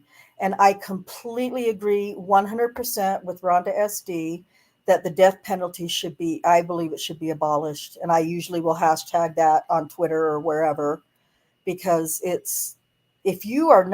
there is never a way to know for sure that the person you're about to execute is guilty of the crime you're executing them for. And it's a known fact that in the state of Oklahoma, they have executed many innocent men. So it's and when they are overlooking evidence or ignoring evidence or using my air quotes, losing evidence, forensic evidence and things like that in order to just get a man or a woman, I suppose, executed. It's sickening to me. It's sickening to me. And this is what's about to happen to Richard Glossip. Dr. Unsensible says capital punishment is such a shitty thing and almost fully illegal everywhere in Europe. Death should not be a thing anymore. I agree. We agree. I agree. I know several of my people that I work with and those here on the panel with me agree that it's a horrible thing, that it needs to be abolished. It needs to be abolished. Yes, there is a Facebook group. Thank you, Charee. Richard Glossip is innocent. So I would encourage you to join that Facebook group. And we're going to be paying a lot of attention to it in the next little while. Now, there was a case in Oklahoma where a man on death row, another wrongfully convicted man, was almost executed, but he got a, I don't know what it's called. I can't think of what it's called. The Pardon and Parole Board recommended that his sentence be commuted from death to life in prison. And so after a couple of weeks or more, the governor finally made a decision not to execute this man. His name was Julius Jones. He's still in prison, and I believe fully that he is innocent of the crimes he's been convicted of as well. And so now, it's a matter of trying to get him out of prison. Yes. But right now we got to keep on, we have to focus on making sure that Richard Glossip doesn't get executed. But on Amazon, Killing Richard Glossip, it's a 4-part series, and each episode is only like 45 or 48 minutes. It's definitely worth it. You'll just another case you'll shake your head at and be disgusted by. So that, and then we will start focusing on Daniel's accusers again, and I'm hoping to do that Wednesday. In the past year and a half, I've been trying to break down each case, each accuser, and why their story and testimony is untrue, that managed to get Daniel convicted. We're bouncing around to another one now, Dr. Insensible. But let's see. The death sentences do not ever stop people from killing. You're right. And that was the whole idea, wasn't it? When the death penalty began in the United States, it was to be a deterrent. And I learned in my college in some of my college courses that the death penalty is not a deterrent in any way in the United States. It's very biblical in origin, and we humans should be better than that by now. I completely agree. I could not agree with you more. Yeah, so it is not a deterrent. It doesn't work. I believe in every state where the death penalty is in place, when somebody murders somebody, they know that the death penalty is a possible fate that they will face, and they don't care. They still kill anyway. So there's no deterrence in the death penalty. Now it's just like a bloodlust, especially in the state of Oklahoma. Sorry, I needed to grab a drink. So yeah, it's ugh. And the governor in Oklahoma, Kevin Stitt, is ridiculous because he talks about pro-life and the whole. I don't talk politics on my channel at all ever. I just don't. I don't like to. I don't like the feeling that it brings with a lot of people. But I will say this: Oklahoma is a very, very red state, and they believe in pro-life, which is fine. But how in the hell do you call yourself? Do you proclaim that you are pro-life, but be so eager to kill people in prison? Kill people in prison, but I'm pro-life. It doesn't, and I don't care if we're talking about, it doesn't matter to me that one is about abortion and one was about the death penalty doesn't matter to me. If you're pro-life, that means you're pro-life of everyone, in my opinion. Yes, I agree, Rhonda. I completely agree. But the thing is they like to have control over shit. You know what I mean? Yes. So they like to have control over young women and lassies and everything like that who could rape women's bodies and telling them that they can't have an abortion. But yet, when they're getting shown evidence, physical evidence, that the man that they put in jail 27 years ago is absolutely innocent, they're like, no, no, no, no. And in my opinion, they rush through to get them to the death chamber when this stuff starts happening. Yes. When people start coming forward with DNA evidence and everything like that to refute blankly that this man, because there's been a majority, I know there is innocent women that's been thingied as well, but a lot of the ones that I've seen are men who have been in for 27 years, have got the evidence there, DNA evidence there, and witnesses that said that they were nowhere near it, but yet the state doesn't want to hear it, and then after that, the execution date is set. You know what I mean? And it's like, right, the quicker we get rid of this, the quicker the problem will go away. Yes. Well, and You the know. quicker too, and you know this too, Alice and Jack, you know too, from you know the help you guys have done with me covering Daniel, and with you know, talking about the shows that I've done with Bob Macy and Joyce Gilchrist. You guys know too that in Oklahoma, it's like, let's hurry and get these men killed. And I say men because I can't think of a case that I've seen or covered that involves a woman on death row. Not that there aren't, but not any that I've covered. But anyway, it's just like what they're doing right now with Richard Glossip. They cannot wait to get him executed before any of the truth comes to light. And then they have to face that. It's like the ghost of Bloodthirsty Bob. Yes, Bloodthirsty Bob. That guy, man. He couldn't wait to pull the switch. No, he was serious bloodlust.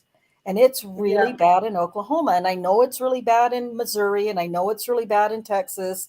Like I said, I don't cover those cases. I cover the ones that I know of in Oklahoma. And there are too fucking many of them. It's insane. Well, see, that's it, Rhonda, though, with me being for the UK, and I'm looking in, it is those two states that you hear the most about that. Right. You know what I mean? Is Oklahoma and Texas. And it just baffles me that they think that they can be judge, jury, and executioner. You know what I mean?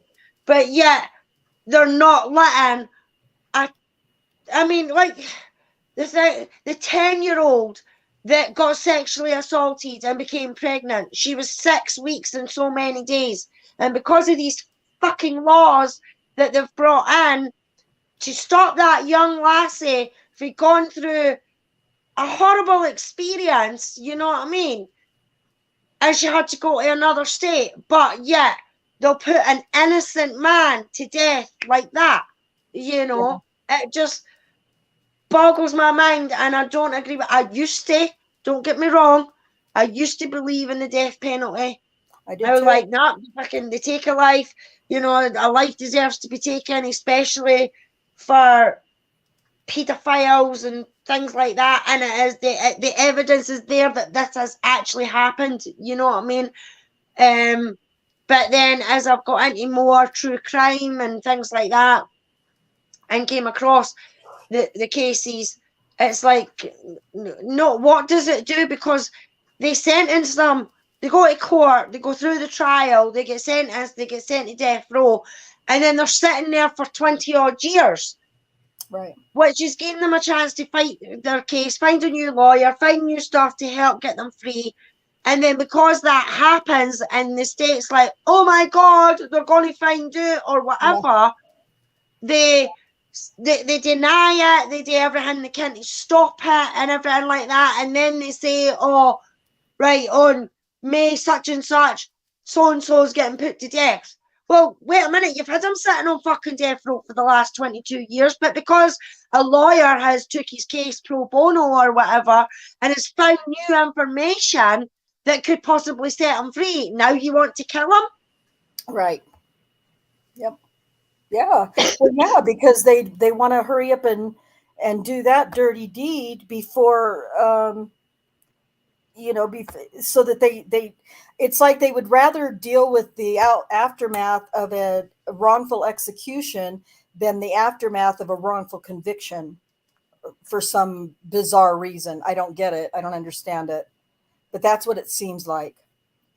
So yeah, I don't know. I don't know.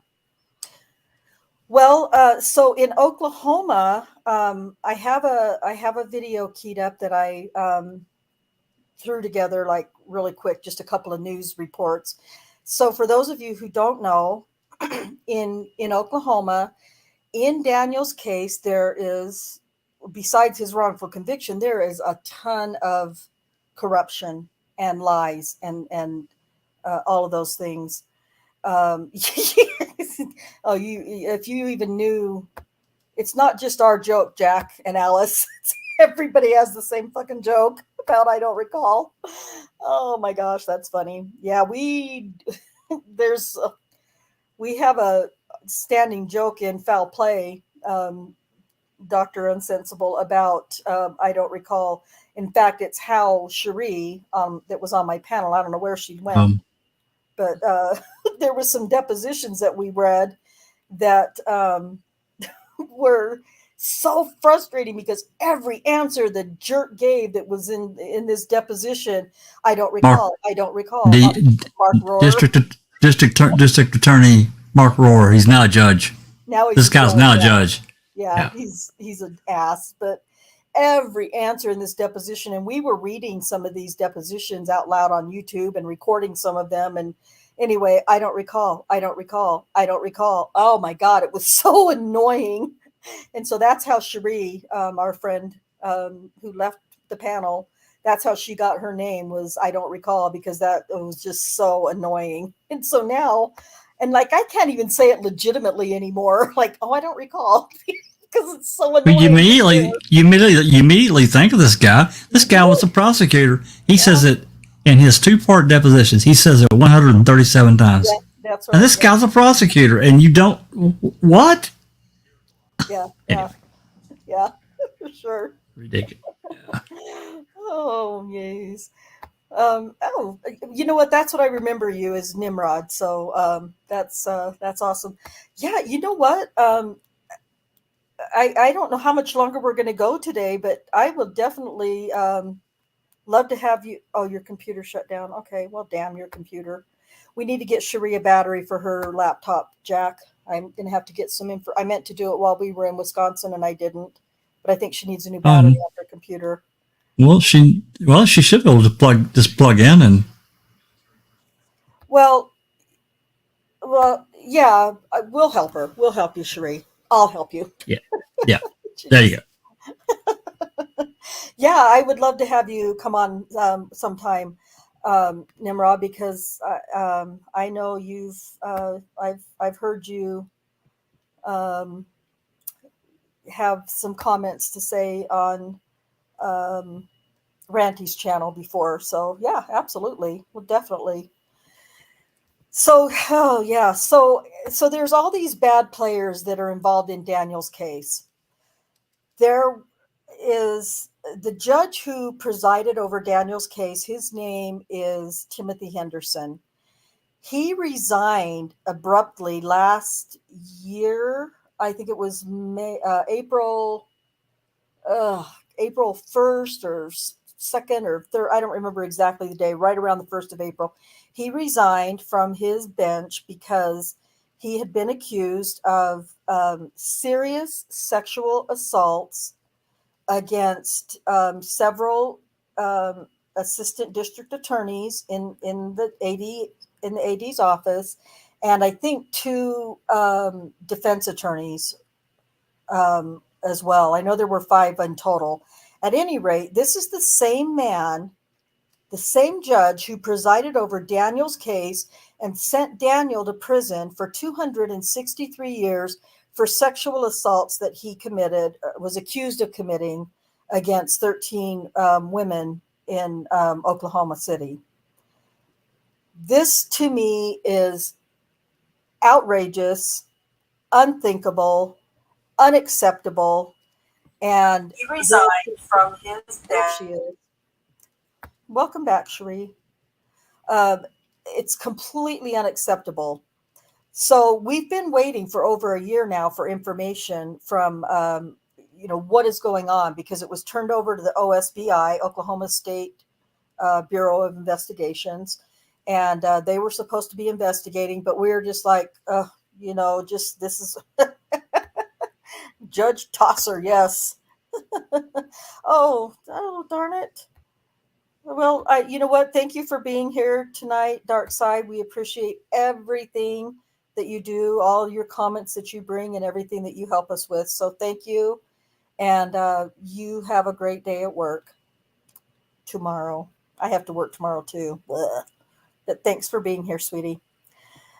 So yeah, really, really infuriating that this is the same man who presided over Daniel's case, and then he's doing the same shit on the side in his chambers, allegedly in the courtroom and in his offices and everything else. So we've been waiting for information to come out. So this is what I just found today. Yes, just to be sure, we are definitely trying to find out what case Daniel has for a new trial at the very least. But I will, for now, I'm going to share these two news reports that came out yesterday in Oklahoma. So here we go. Maybe. Yes, in March 2021, Judge Timothy Henderson resigned after he was accused of sexual misconduct by 3 female attorneys. Today, we spoke with an OKC attorney who says these new developments could lead to a string of new trials. I think without confidence that the judge and whoever else is involved in the case are impartial, the confidence in our judicial system completely collapses. Oklahoma's Court of Criminal Appeals issuing this opinion on Thursday, saying Aaron Lamar Fort, who had been convicted of trafficking illegal drugs, deserves a new trial. They cite judicial bias caused by a sexual relationship between the prosecutor in the case and the judge, Timothy Henderson. Fort's public defender welcoming the opinion, telling KOCO 5 News, quote, "Justice has been served today. Mr. Ford's constitutional right to a fair trial has been protected." The district attorney for Oklahoma County, David Prater, also issuing a statement, quote, "Mr. Fort deserves a fair trial, and with the decision by the court today, he will receive one. When the court's mandate is filed, the Oklahoma County District Attorney's Office will be prepared to retry Mr. Fort." OKC attorney Benjamin Munda says he has cases he's worked that he thinks now need a second look, if not a new trial. I was disgusted along with everybody else, I think, not only because it undermines confidence in the entire judicial system, but I believe it personally impacted dozens of my clients.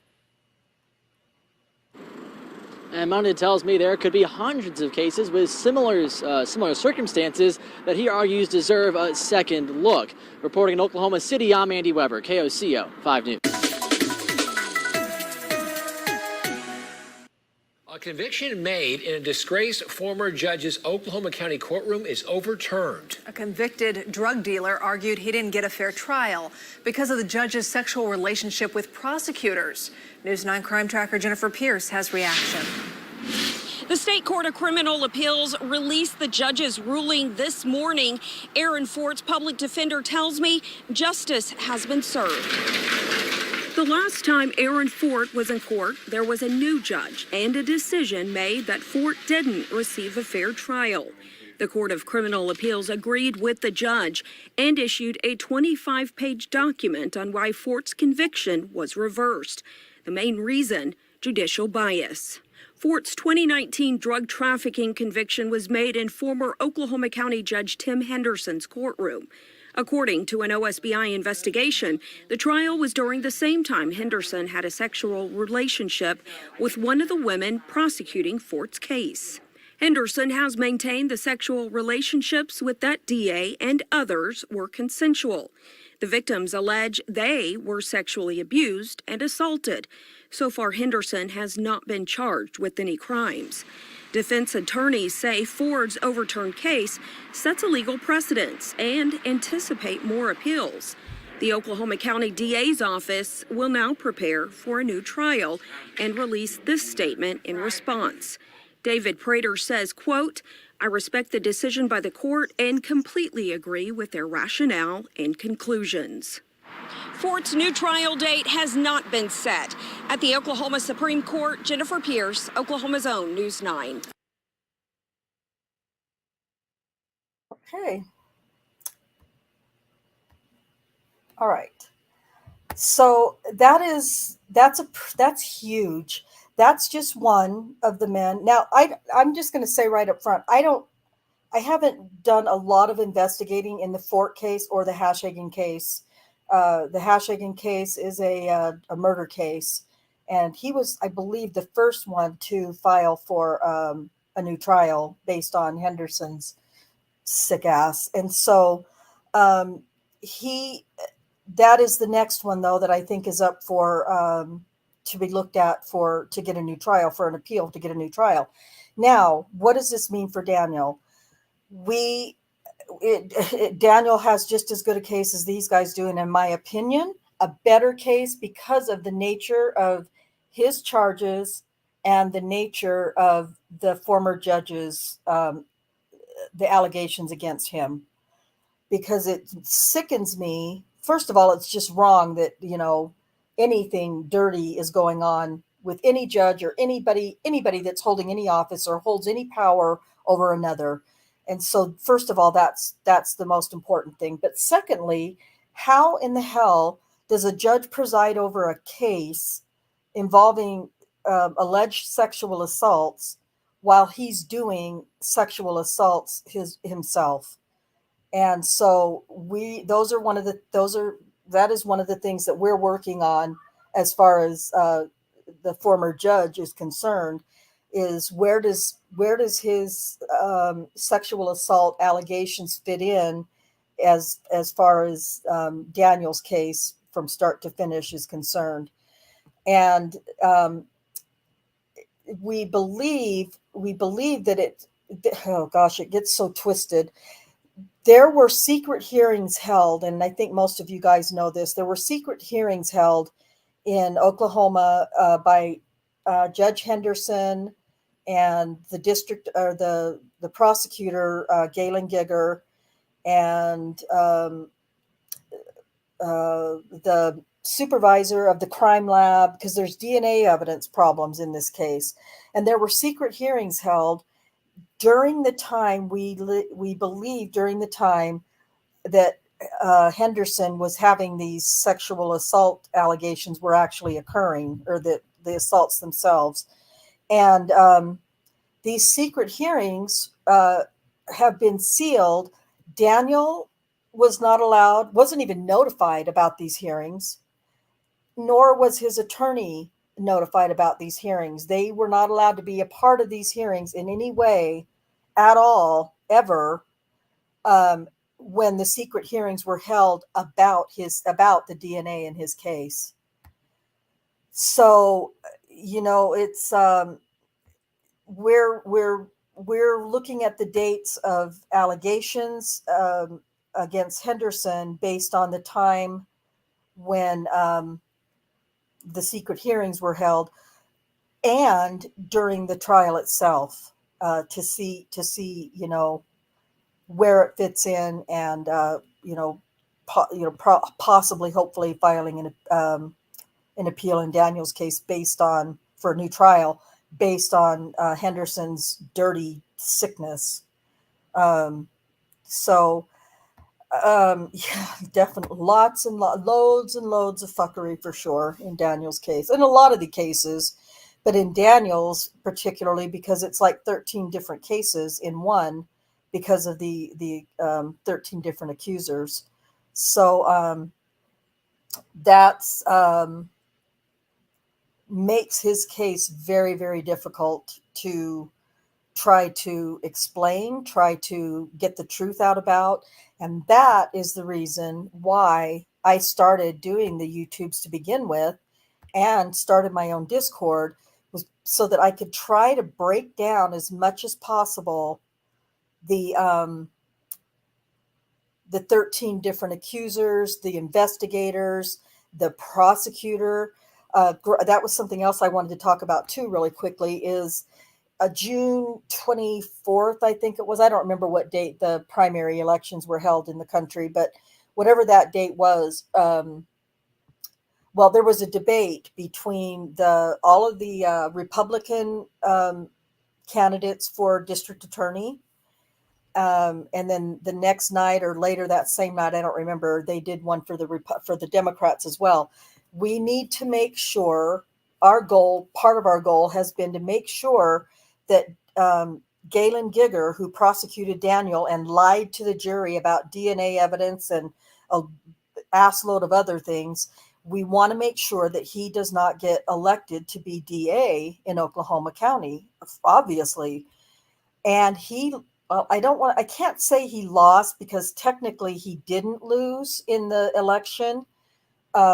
His opponent, who actually won the race by numbers, won by 49.7. He won by 16. Let's see. 16 more votes. If he had gotten 16 more votes, his name's Kevin Calvi. If he had gotten 16 more votes, there wouldn't be a runoff. But because he was less 16 votes, now there's a runoff between him and Galen Gigger. Kevin Calvi had 49.7% of the votes. Galen Gigger had 23 point something percent of the votes. That to me is huge. That's a huge difference. So right now I feel fairly confident that Gigger is not going to get the Republican nomination. Now, we don't want Calvi to be the DA either. What we're really hoping for is a woman by the name of Vicky Bahena, who is running on the Democratic ticket, and she won her election. And I believe that no matter who she runs against on the Republican ticket, she will win that election. But our main goal is making sure that Galen Gigger does not get that position in the DA's office. He is a crooked, evil, disgusting man. So that's kind of trying to wrap it all into a nice package now. That's kind of where we're at with that. That runoff election between Calvi and Gigger takes place in August sometime. Again, it's the typical day for all runoff elections in the country, so whatever that date is. But I've been paying more attention to the Oklahoma elections than I even paid to the ones in my own state. So we don't have, I mean, we have problems, I'm sure, here in Utah. Of course, we all the states do, but nothing like what we see going on in Oklahoma and Wisconsin and Texas and Michigan and Missouri. It's that Oklahoma's got some big problems of corruption, and that's where my focus is right now. And so, if you can get into my Discord, join my Discord, keep watching my channel, and I'll keep updating you with all those different little things. So, because there's so much stuff that's going on now. Not only did Henderson, another good thing too, I don't know if you guys know this, Jack and Alice, but also John O'Connor, who took the place of the Attorney General, who took the place of the Mike Hunter, who was the former Attorney General who had to resign last year, shortly after Henderson resigned. He had to resign because of extramarital affairs and blah, blah, blah and whatnot. Thank you, Robsky. That's great. Thank you so much for being here. Normally, I don't go this long on my lives, but I was just trying to cover quite a few different little things, as I could in one little show. So thank you for being here and for sticking around so long, Robsky. I don't know. I don't know, Ron. It sounds to me like a lot of the guys in Oklahoma got a problem with their zipper. They Just do. me thinking out loud. They do. They do. I agree. I'm thinking out loud right along with you. Now, Galen Gigger also, and there's, I recorded the debate, but Kevin Calvi jumped at Galen Gigger because Galen Gigger, who claims to be this moral, fighting for victims' rights and children of abuse and sexual assaults and all these things that he claims that he does. He has a family member, a very, very, very close family member who's been accused of sexually assaulting 3 teenage girls several years ago. And Kevin Calvi jumped on that. You were watching too, Jack, right? That night during the debate. Oh my God, it was so amazing. I did. Yeah, indeed. Yeah. And Kevin Calvi jumped at Galen Gigger about that. And it pissed Gigger off. And his head nearly exploded on camera. And so you've got Galen Gigger who lied about Daniel when he prosecuted him, who's very, very, very, very close family member, his son, is accused of sexually assaulting 3 young women when he was 16 or 17 years old. And then you've got a former judge who is being accused of serious sexual assaults against ADAs and defense attorneys. And you have a former attorney general who had to resign his position because he was doing hanky-panky stuff with another female in someplace in the office that he held. And the attorney general that Kevin Stitt, the governor, replaced him with, John O'Connor, he is so eager to execute men in Oklahoma. John O'Connor lost his election. He is no longer, come January, he will not be the attorney general in Oklahoma. That's one good plus. A second plus is if we can keep Galen Gigger out of the DA's office, and then we feel like we'll get Vicky Bahena is, I think she's an amazing candidate. She's worked with the Innocence Project. She has a son of her own who was wrongfully convicted, and we're not reaching out to her quite yet on Daniel's case, but we believe that she will be the one that will help move Daniel's case along if anybody does. So, but all of these men that are so corrupt that surround Daniel's case, involved in Daniel's case, we need to get those guys taken care of. And I feel for the first time like we're closer and we're on the right track of making that happen. So yeah, there is a whole lot of information in a little over 2 hours that we've covered in trying to kind of get everybody caught up on what's been going on with us this summer so far and coming up. So what I plan to do is Charee and I are going to start working again on the accusers. We want to tie up the Tabitha Barnes one. Oh my God. It's the most difficult one to do because she claims to have 3 encounters with Daniel where he was inappropriate with her. She's also the one who said in her deposition for the civil suit that Daniel never touched her. She said it 3, 4, or 5 times in her deposition. But in her police report for the first incident that she claims that she's accusing him of, she claims that he touched both of her breasts. What she says in the report is he cupped her breasts in his hands, held them there for a moment or whatever she said, and then just dropped them. I was like, what? This lady is whack. And then when she has her deposition a couple of years ago, when she did her deposition in the civil suit, she said he never touched her. So that's pretty huge. That's a pretty big deal.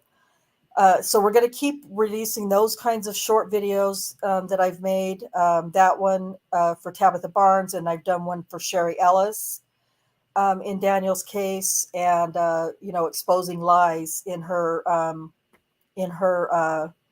their testimonies, the inconsistencies. That's the word I was looking for, between their police reports, their preliminary hearing testimony, their trial testimony, and then their deposition testimonies for their civil suits. We're finding all of the inconsistencies to use to help Daniel. And so we're going to pick back up with Tabitha Barnes. We're going to wrap her up, and then we're going to move on to the next accuser. And I see that, let's see, we've got, okay, so Bates Investigates. That's another place that you can go to get a breakdown for most of the accusers in Daniel's case. It's a podcast, and Brian Bates. Oh, Brian Bates does such a wonderful job. Yeah, he did a great job. He was an investigator on Daniel's defense team. So Brian Bates has all the facts, and he has all the truth and all of the documents, and the stuff you're hearing from Brian Bates is legit.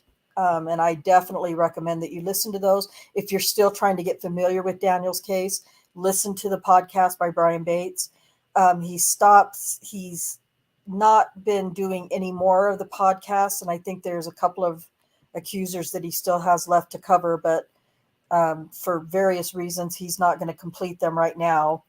A lot of the reason is because I believe, this is my opinion, a lot of the reason is because I believe for the civil suit, the petitioner's attorneys are trying to get Brian Bates's legal documentations and evidence and information from him. And so he's trying to just, I think, my opinion again, just going to hold off on finishing the podcasts until the civil suit and the post-conviction are complete. And then he'll release probably the rest of them when his information that he's acquired legally isn't, being subpoenaed from him. But listen to that again. Also, I dropped a link to his podcast. What's that? Okay, yeah. I dropped a link in the chat. I think Alice did too. Yeah, thank you both. Oh, okay. I'm sorry, I didn't see it. Yep. That's fine. It doesn't hurt to have it more than once, for sure. You can also listen to, I think I have most or all of the episodes in my Discord. And I'm working on each accuser has their own room in my Discord. I haven't done nearly what I wanted to do. Some of you who are not as familiar with me don't know, but I've had the last couple of years have been pretty rough, and I haven't. I had a lot of life stuff that's gotten in the way, and so I haven't kept up with as much on the Discord as I had planned. But we'll get back to it, and we'll get the stuff posted in each of the rooms. And if you're just joining my Discord, go check out the rooms, even though they're not completed.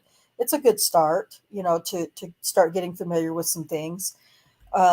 Check out some of my new, older YouTube videos. Please like, share, subscribe, hit the bell for notifications, and help me, share my channel so we can get more subscribers so I can start using my community page. Because I think there's some benefit to those community pages. At least, like I said earlier, I've enjoyed checking out those when I see them. So, but yeah, just I've posted the link to Michelle Malkin's Daniel in the Den as Perfect. well. Yeah. Go and check that out. She's a well-known reporter, and she's investigated it, and she also speaks to a DNA specialist, and things like that. And the interviews with the cops is absolutely Astounding. Fucking stupid, and they're the most gulliblest cops sounding I've ever listened to. It's bad. Doesn't know how to use a mobile phone in fucking 2005. Fuck off. Or 2007. No, it was 2015, 2014. That's right, 2015. That's even fucking worse because the phones were a lot more up to date. There was voice recorders on them, everything. And we're supposed to believe that? You know what I mean? That she doesn't know how to work a mobile phone, but yet she was lead investigator on this case with Gregory. Jesus. Oh yeah, I should share. Yeah, but this she with her. she can sure tell you how to rub one out right quick.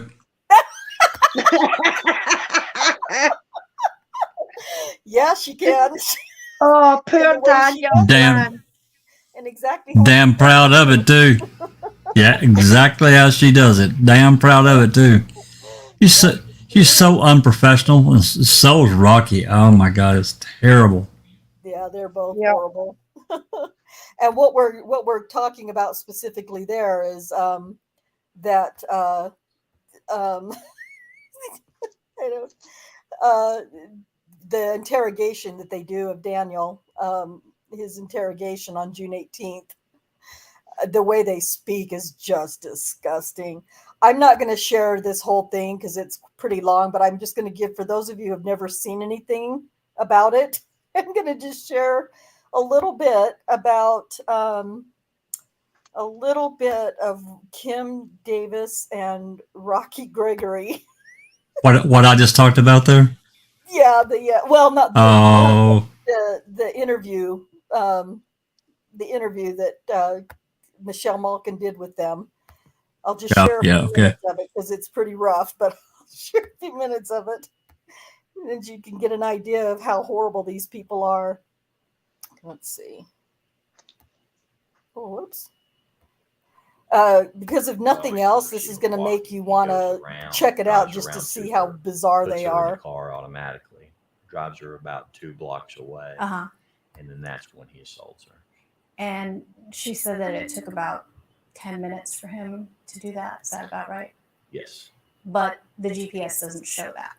GPS does show that. That he stopped for 10 minutes? This is the way she did when she was sober and she told me what happened. Okay. Sure. But I didn't know the details of it. So the story evolved because she feared her boyfriend. The story did not evolve because she was trying to match the narrative that you had in mind. Right. The only reason she gave a different location, again, was because, remember, it's not what I want she to. had the domestic with her boyfriend and other. Told the police, he told you all, that she woke him up. But then the daughter said that he was. There seems to be some discrepancy about like the chronology of who told what when. And that all came out at trial. Yeah. So things change at trial because of the time lapse, and everybody doesn't remember exactly the chronological order of. I told my daughter, I told my boyfriend, my daughter woke my boyfriend up, my boyfriend woke my daughter up. And I think that happens in every case once we get to trial because it's a year later. And that was a fast trial. Yeah. Sometimes it's 4 years later. So, yeah. But that happens. Can I read something that this caught my eye? This was in the Oklahoman series that was done after the trial. And the writer describes basically your entree into the case. And it says, from experience, Davis knows this will probably come to nothing when you were first alerted to Janie Liggins being at the hospital. Almost once a month, it seems the department gets a complaint like this against an officer, almost always involving a person upset over getting arrested.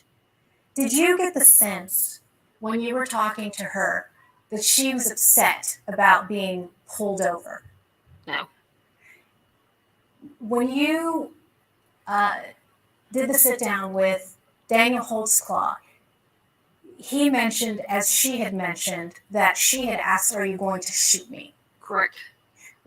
Where did that come from? Well, exactly. Because I have never. Have you ever asked an officer if he's going to shoot her? Have you ever been pulled over and said, "Are you going to shoot me?" Well, I'm not black, and to all the people he ran through our Varuna program, which is a separate program. so you decided that he must have been targeting black women because he worked in an area where there were mostly black women, and then you excluded anyone who was non-black from that? No, we got the log sheet first and saw everybody, 99.9% of the people that he checked for warrants were black. So, but we did contact, I contacted a couple of Hispanic women. White, I had white too. Uh-huh. So it They're just lying. wasn't, it's just, like I say, it was in the, It was just demographics of where he worked on how it turned out to be mostly black women. Do you think he was racist? no. And so you think he targeted black women because they just happened to be in the area that he worked? I think if he worked the South Side, he would have targeted Hispanic women. If he would have worked in our Asian area. Yes. Right. And it was what kind of DNA? Because, a lot of people, they watch all the cop shows and they think they know what's going on with DNA. Can you explain a little bit more about what the substance of that DNA You was? can't determine. You can't say it was vaginal cells, it was oral cells. You can't say. You can just say it's Adara's DNA. But it was skin cells. But all DNA. I mean, if I get DNA from a man's ejaculation, it comes from the skin cells in the ejaculation. You can't say it's. So you're saying that you can't determine whether it was vaginal or semen or saliva? Well, semen you can. Yeah. But from Adara, that the serologist can't say it was spit, it was vaginal fluids. It can't. That can't be done. So it wasn't tested for the DNA wasn't tested for those things because you're telling me that it can't be tested for those things? Our serologist, they said there is one test that they can test for spit or saliva, Mm-hmm. but it can't be used in court. And I can't remember, there was another thing. And our serologist, when she testified in court, she said that the science isn't good enough yet. It may be someday to specify beyond a reasonable doubt or beyond where that she can testify to that it's saliva, it's vaginal, it's anal, it's whatever. She can't do it. And I'm not the scientist. Rocky's not the scientist. We just go with what they tell That's us. what testified to was exactly that. Yeah. Couldn't tell specifics. And this DNA, it was matched to the 17-year-old. Correct. But you can't say whether it was skin or saliva or semen or vaginal Well, fluid. it's not semen because she didn't have semen. Okay, right. All right, so You're correct. all right. You couldn't say that it was any of those Oh, things. But 100%, it's I'm probably getting ready to get shut down, I guess, even though I'm allowed to play that. Anyway, yeah, StreamYard probably just shut me down. Anyway, check that out because it's really, really interesting. I just was kind of skimming through some of the more, just so you could see. You've got to watch this woman speak, Kim Davis. She is crazy. She's insane. Listening to her in the Charee or Alice or Charee, somebody. Do you guys want to post the link for the interrogation because that will? Oh, it's so gross and so disgusting and so uncomfortable to listen to the way they speak to Daniel. And anyway, so that's just a little bit of that, of what the investigators were like. And they lied so much just in this interview, but in court as well. It was really, really bad. So yeah, I've given you, I've given you, lots of places to go, the Discord, my YouTube, my earlier YouTube videos, Michelle Malkin, Brian Bates for sure. And just check out, just check it out. And if you're not interested or you don't understand or none of it just doesn't make sense to you, first of all, it doesn't make sense to any of us. But once you start looking at some of these details, you'll understand why this case is so bad, so wrong, and so unjust and so wrongful. So, and it's my fault that Rhonda's following it. I'll raise my hand. It's my fault. it is his fault. Yep, it is his fault. It really is. He just, Jack and I were chatting, and he just happened to say, "Have you ever heard of Daniel Holtzclaw?" And I was like, "No." Well, I had seen it when I would scroll through YouTube. I would see the Daniel in the Den thumbnail, and I just never really looked at it or anything. And then he said, "Well, I don't need to really watch know it very much about it, but you got to watch this." Yeah. And then that was it. I was like, "No, this is wrong. This is bad, and I have to do something." And that's kind of where I rested when I decided that I was going to do a YouTube channel. That's where I rested, was on Daniel's case. I thought, this is what I have to cover. And so here we are today. So I'm going to continue my shows, at least as far as I know, on Wednesday evenings. I did this one today because Foul Play is kind of taking a break on podcast for a little bit. We finished reading with Uncle Ken over on Foul Play. And so I jumped in and thought I would just do a potpourri update of a bunch of different stuff today. But I'll start again, I believe, on Wednesday with we'll wrap up Tabitha Barnes, and then we'll move on to the next one. I'm not really sure who even comes after Tabitha Barnes. Now, some of Daniel's accusers have very, very minor, minimal stories, but some of them are very, very deep and convoluted and twisted. And those are the ones we tend to spend more time on, for sure, obviously. And as I'm able to, I will continue making these deposition clips, showing the inconsistencies of what they've said, in the various different times under oath.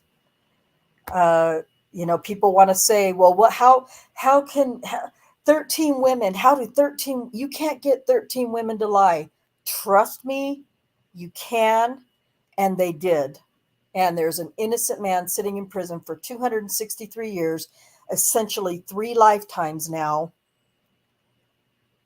by the lies of these 13 women and the investigators and the prosecutor.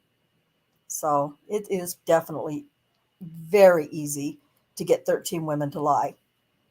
And the reasons why they lie, that's the other question. Why? What would they have to gain? Well, these women had, many of these women had lots to gain in some of their cases. Some of them might have had charges that they needed dropped. Some of them might have had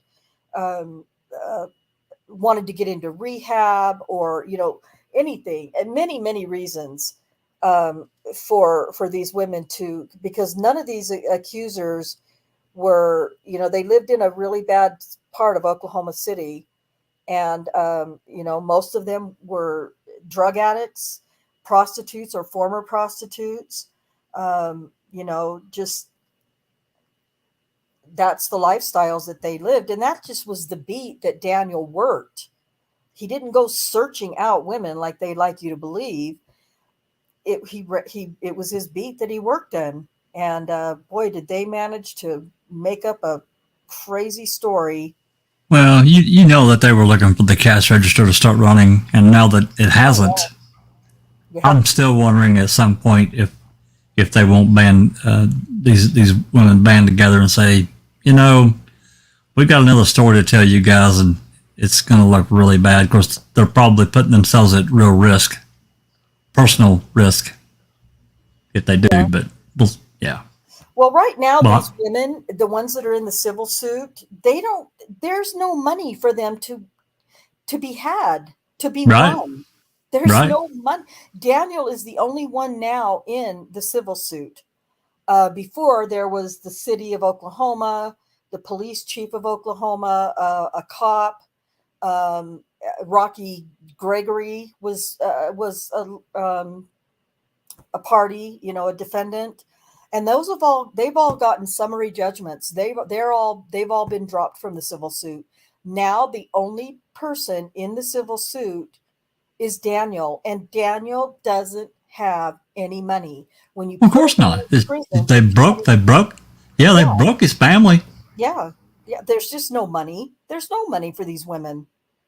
And so, that's something that that's kind of on the burner. Like, okay, well, now what's going to happen? Because, if this civil suit continues, and as so far, we haven't heard any reason that it's not going to, that we haven't heard anything about it being dropped. What is the purpose? Because if the attorneys that are working for the accusers are working on a contingency, there you are. Nimrod is back. Hey, if they're working on a contingency, they're getting nothing. And these attorneys are not just, any low-level civil rights attorneys. We're talking about Benjamin Crump, one of them. I can't think of the other guy's name. He works in Benjamin Crump's office, or did in the firm. These are all high-level civil rights attorneys. And if they're working on a contingency, there's they're not getting anything either. And I can't imagine that they would be working anything other than a contingency, because none of these women have any money. They don't have money. That's why they're all in the suit, is to get money. It had to be a contingency case. Have to be. Yeah. And, the attorneys must have felt so confident in their civil rights lawsuits that they just swooped in literally the day of the verdict and swooped these women up. And we'll take care of you. We're gonna file a civil lawsuit against this guy for you guys, and we're gonna sue the city, and we're gonna sue the police chief, and we're gonna sue the cops and the investigator. And it all has fallen apart on them. That's all fallen apart on them. The judge in the case was trying to get the city to settle after the city got summary judgment, meaning they were dropped from the civil's case. They had summary judgment. And yeah, I'm bad like that, Nimrod. I'm always finishing up, and it takes me a good half hour to get done with it takes me a half hour to finish up at least. So, but I am pretty close to wrapped up at this point. But I was gonna say, this is Rhonda finishing up. Come on. Yes. And I have never done a show this long, ever. Foul play is a normal thing to go 3 or 4 hours, but not on my channel. But well, no, we would never do that. Dr. Silman, we're always less than an hour on. We were, he would say that. Yeah, he would say that. Yeah, that has never happened, ever. But yeah, so it's just astounding to me. What they're going to do. I can't but the judge in the civil suit did try to talk the city of Oklahoma into settling after they had received summary judgment. And that's just dumb. Why would the city, who's now been dropped from the civil suit, come back and say, oh, we'll settle with you? Why would they do that? That's just dumb. So it's really interesting.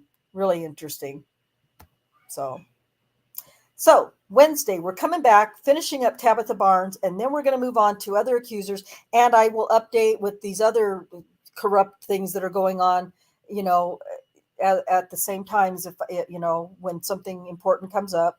I will talk a little bit more about Richard Glossip in each week. That's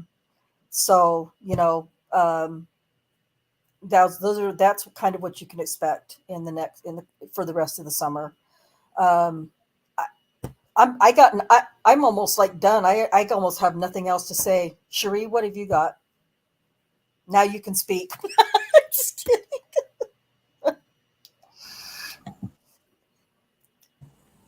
It's been interesting. I enjoyed it. A little bit of everything. A little bit of everything, yeah. Alice, do you have some last things you'd like to say?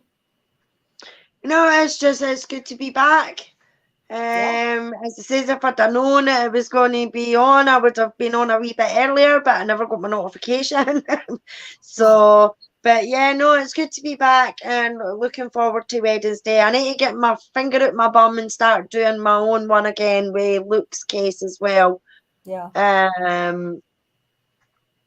I've just not been in the right frame of mind at the moment for it. So, but I really do need to think about getting back to it. So hopefully that's coming soon. And I've also got the musical, Making a Murderer, the musical, in August. So me and Disco are going to that. And we're going to do like an open mic on it.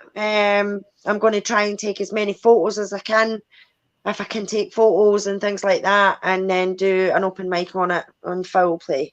Yeah, that'll be great. Looking forward to that. Yeah, I know we're all looking forward to that as well. Thank you, Alice. Jack, what do you have? Well, tomorrow for the open mic, we're going to be talking about an older document in the Colburn case, which is Document 13. This is the second amended complaint that Colburn filed. And it's got two exhibits in it that were mentioned in this last hearing that was done on July 7th. So I kind of took a little mini poll on Discord. I gave people options for the open mic because it shouldn't always be me deciding on what we discuss. So this one won out. And then, of course, we got Jeff Jones' Monday Night Podcast. That'll be on Monday. Then Wednesday, I think I'll be recording again because Dr. Soapman's still out, convalescing and healing up his thing. And so he'll be out for a while longer. And then Thursday, we really should try, if we can get it together, we really should try to do this open mic where you guys can show your photographs and talk about the different locations that you guys went to. Okay. And that's what's in the immediate future. I'm still waiting on, as most people know that have followed us on this last big FOIA that I did. I'm still waiting on one piece. She didn't even reply to the last status update that I sent because it's just ridiculous. So we're approaching 90 days since my FOIA was approved, and I've still got one piece that they haven't sent me yet. So anyway, that's where we're at. Yeah, and that was ridiculous. That should have been easy to do. That should have been done months ago. Even for conversion, if they had to send it out, it shouldn't take more than a week to convert 3 microcassettes to digital format. Come on. Very easy to do. Yeah. Yeah, they're hiding something. They're editing something. There's no doubt. Well, the sentiment is that because there's no filing, there's nothing on the books, the case is officially closed. That they're waiting to see if Zellner will drop this whatever, and they can come back and say, "Oh, well, we got a legal proceeding. We can't let you have it." Yeah, I've already paid for it. It's been approved. Yeah. It's done. So they can try to pull a procedurally barred again.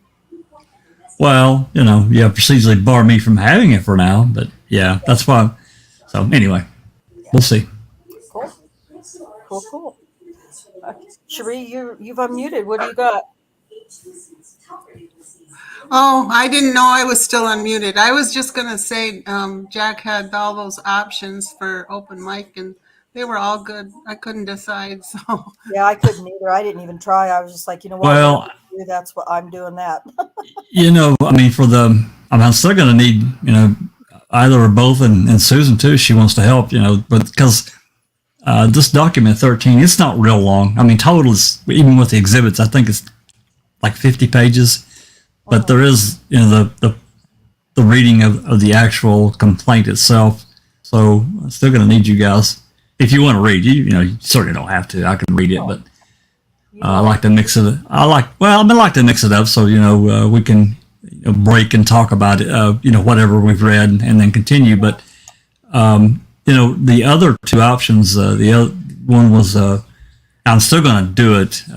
even if it's next week on the open mic, is reading Duffin's 91-page brief for Brendan, because it's been a long time since we went through it, and it's timely, and I still think it's probably one of the best, if not the best, breakdown in Brendan's case of everything he knew at the time.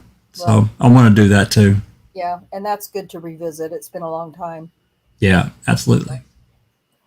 Yeah, no, I'll be there. I should be home from work by 3:30 or 4:30 Central, so I will be happy to read with you.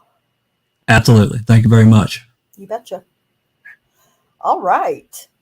This was an amazing long show. So little bits of stuff here and there that we talked about. And like I said, we will get back to it. I think they said, Cheree's got a message here. I think they said during one of the hearings that the complaint was 56 pages. Oh, for Colby? Yeah. Oh, is that what you're talking about, Charee? The Second Amendment complaint, is it 56? Is it? Okay. All right.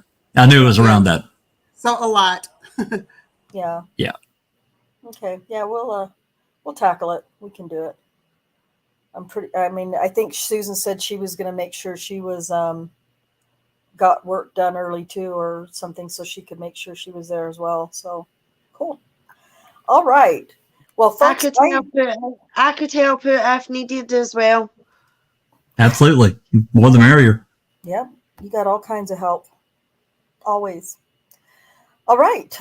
Well, I think I'm going to go ahead and wrap it up, and I'll be on with you guys tomorrow at Foul Play, and then on Wednesday, and we'll get back into it and start shedding more light on Daniel's case. It's past due getting all of this information out, so we're going to get back to it.